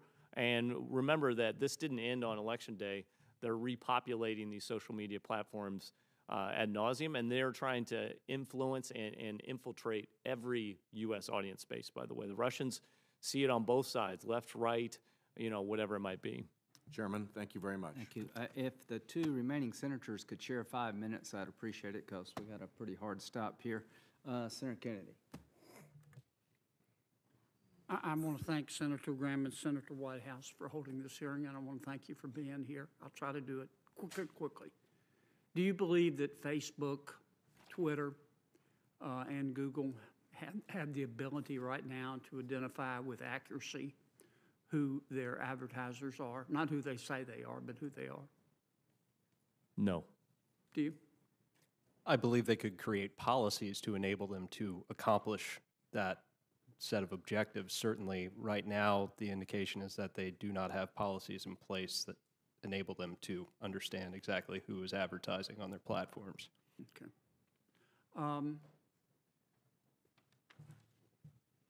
The First Amendment implications of all of this concern me as well. I mean, what's fake news? What do you think fake news is? Fake news over the years since I've been involved in talking about this is any news the other side doesn't like. Doesn't matter what side it is. That's right. Yeah. Senator, if I may, I'm teaching undergrads a course at Georgia State University this semester titled Media, Culture, and Society, and we're about to start classes focused on fake news later this week. I would submit that fake news might best be defined as deliberate mis- or disinformation, which is tailored or engineered to achieve a particular outcome in the way of behaviors, to persuade perceptions in a manner that lead to behaviors such as perhaps a vote for or against somebody. Well, that's a good definition, but I'll end on this. In whose opinion? But I think there are parameters that we could come around. I mean, reporting versus opinion is a key point of it. I think also in terms of fact versus fiction, I've actually set up rating systems on foreign media outlets before the U.S. government's paid me to do that, in the Iraq, Afghanistan campaigns. So there are systems to do that. We've done it for military commanders overseas. We could actually set up a system. Doesn't mean everybody will agree on it, but it is a... Let me ask you one last quick one. Do you think it's a good idea to ask people who post political advertisements on these platforms to say who paid for them? Yes. Yes. Senator Klobuchar. Thank you, Senator Kennedy. That's a great segue, Senator Kennedy. Thank you. I thought you'd like that, Amy. Thank you, and we hope you'll look at the bill. It was important for us that it be bipartisan, because I think it was Senator Rubio who once said, one election it affects one candidate in one party, and the next time it's going to affect the other one. And I think we all have to remember this, and I've appreciated your questions along those lines, Senator Kennedy. So, Mr. Watts, can you elaborate on how social media platforms have enabled Russian actors to maximize their attempts to influence our decisions? And, for instance, why can't they do that on TV? Right. Because really, the TV has big reach too, and so does radio. And to explain to people out there why it's different. We know they're both paid ads, but how come they can get by with this on one media company's network and not the others? Social media allows anyone to be micro-targeted. I can micro-target you or someone overseas just based on the volume of information that's available there. It's openly available. The other part is they very much understand preferences and particularly social issues. So if you look at the Active Measures Playbook, they focus on 4 areas. 1 is political issues, 2 is social issues, 3 is financial, and the 4th is calamity, or how people are incite fear in them. they use that, they watch it, and they try everything. So what you see from the ads going back to 2015 and the audiences they infiltrate, they were trying every divisive issue in America to see which one stuck. Then once they figured that out, they then doubled down in that space. The last part is they can make themselves look like organic Americans. If they came through and said, I am the Kremlin. I'm a Russian agent. Right, I want you to believe this. Story about a Black Lives Matter protest or a Bundy Ranch standoff. You wouldn't take it, but as long as it looks like it comes from somebody that looks like you and talks like you, you're more likely to trust it, and that's why they're so effective. And so this bill, we have the Honest Ad Bill. It focuses on the political advertising. We know, as we've said many times, it doesn't solve everything. It does have a provision in there that they should take reasonable efforts to not have foreign influence, which I think will be helpful with some of the questions that have been raised here. But overall, do you see that as helpful to get the disclosures and the disclaimers, and do you think it would be a good idea to pass our bill? Yes, for sure. This is called a softball question. Yes, and they will have some implementation problems, but yes, it's a good bill. Yeah, but I just keep harping on the fact that little radio stations, the Duluth TV station, they get these issue ads, right? Right. And they have to decide to put them either online so people can see them or in a file. I know they're smaller, but they get a lot of ads too, and they're somehow able to figure this out. So what this would mean is they're simply going to have to start looking at themselves with all these new people they're hiring as having that kind of safeguards so that they are also looking at the ads. Someone is with some kind of rhythm in place because they're actually buying the ads that we're talking about. Right. They're not just putting up the cat videos. That's right. So, Mr. Smith, this little change in topic. We've seen an alarming number of people traveling overseas to engage in extremist violence over the last few years. Maybe a little bit decreased lately, but in Minnesota we had a number of recruiting cases that were prosecuted by the U.S. Attorney's Office and with some good results. Can you elaborate on that? And I personally have seen the social media and some of the stuff. The FBI showed it to me in Minnesota. You know, they literally have them targeted showing an air ticket from, this is Al-Shabaab, Mogadishu, Minnesota to Mogadishu. They've actually done that. They have targeted ads to my state. So could you talk about that and what could be done to police that? Well, again, I think that oftentimes, let me step back and say that right now what you see with Islamic State is a far greater tolerance for risk in the employ of all these technologies to engage with people here in the West, particularly in the United States. Now, again, they're also simultaneously utilizing tools like virtual private networks so that it can be very difficult to pinpoint where they're located when they're attempting to initiate these relationship-building engagements on social media. With respect to the scenario that you've described there, I think that ultimately it boils down to if it's a literal advertisement. I've not seen a literal advertisement in the case of Al-Shabaab literally paying Twitter to advertise to target those people. But as Mr. Watts was pointing out, the open source nature of these platforms makes it very easy for even a person with limited technological savvy to target engagement. All they have to do is go to the search function, figure out what people are posting about, and they can generally start to watch those people's accounts and identify what their affinities are. Is this somebody who's potentially sympathetic to Islamic State or Al-Qaeda? Now, meanwhile, of course, you know, in your state, it bears mention, of course, that one of the 7 attacks in the United States explicitly claimed by Islamic State occurred about a year ago in your state. I don't know if they, yeah, I mean, that guy, yes. They're looking at the evidence, I know, about whether or not they actually did order that attack. But I'm sorry, we'll have to wrap this up if you want to finish your thought. Yes, Senator, I believe that one thing that can be done to help mitigate that reach is for a company like Twitter, let's say if that was the case, that Twitter was being used to engage with that audience in Minnesota, to perhaps do a better job of searching certain terms that are very well known to be associated with somebody who is expressing affinity for these groups. Very good. And I'll ask the rest of the questions on the record. Thank you. Thank you both. Final thought. Is it fair to say that Foreign governments manipulating social media platforms, terrorists using these platforms to recruit people to their cause is a national security problem growing in nature? Yes, there's no boundaries in social media, so it allows the weakest Yes players is to have the fine. strongest effect. Okay. Yes. Do you agree that we're woefully unprepared to deal with these two problems right now? No. Do you think we are prepared? I believe that we could do an exponential amount to mitigate much I'm of talking the about threat. right now. I believe that that could be accomplished in very short order. Okay, but I'm not talking about shorter, I'm talking about today. We have the capability, it's not being employed. Okay. We are in no way prepared right now for what's Okay. going on. To those who were injured and lost their lives, and we're all thinking about you, thank you very much.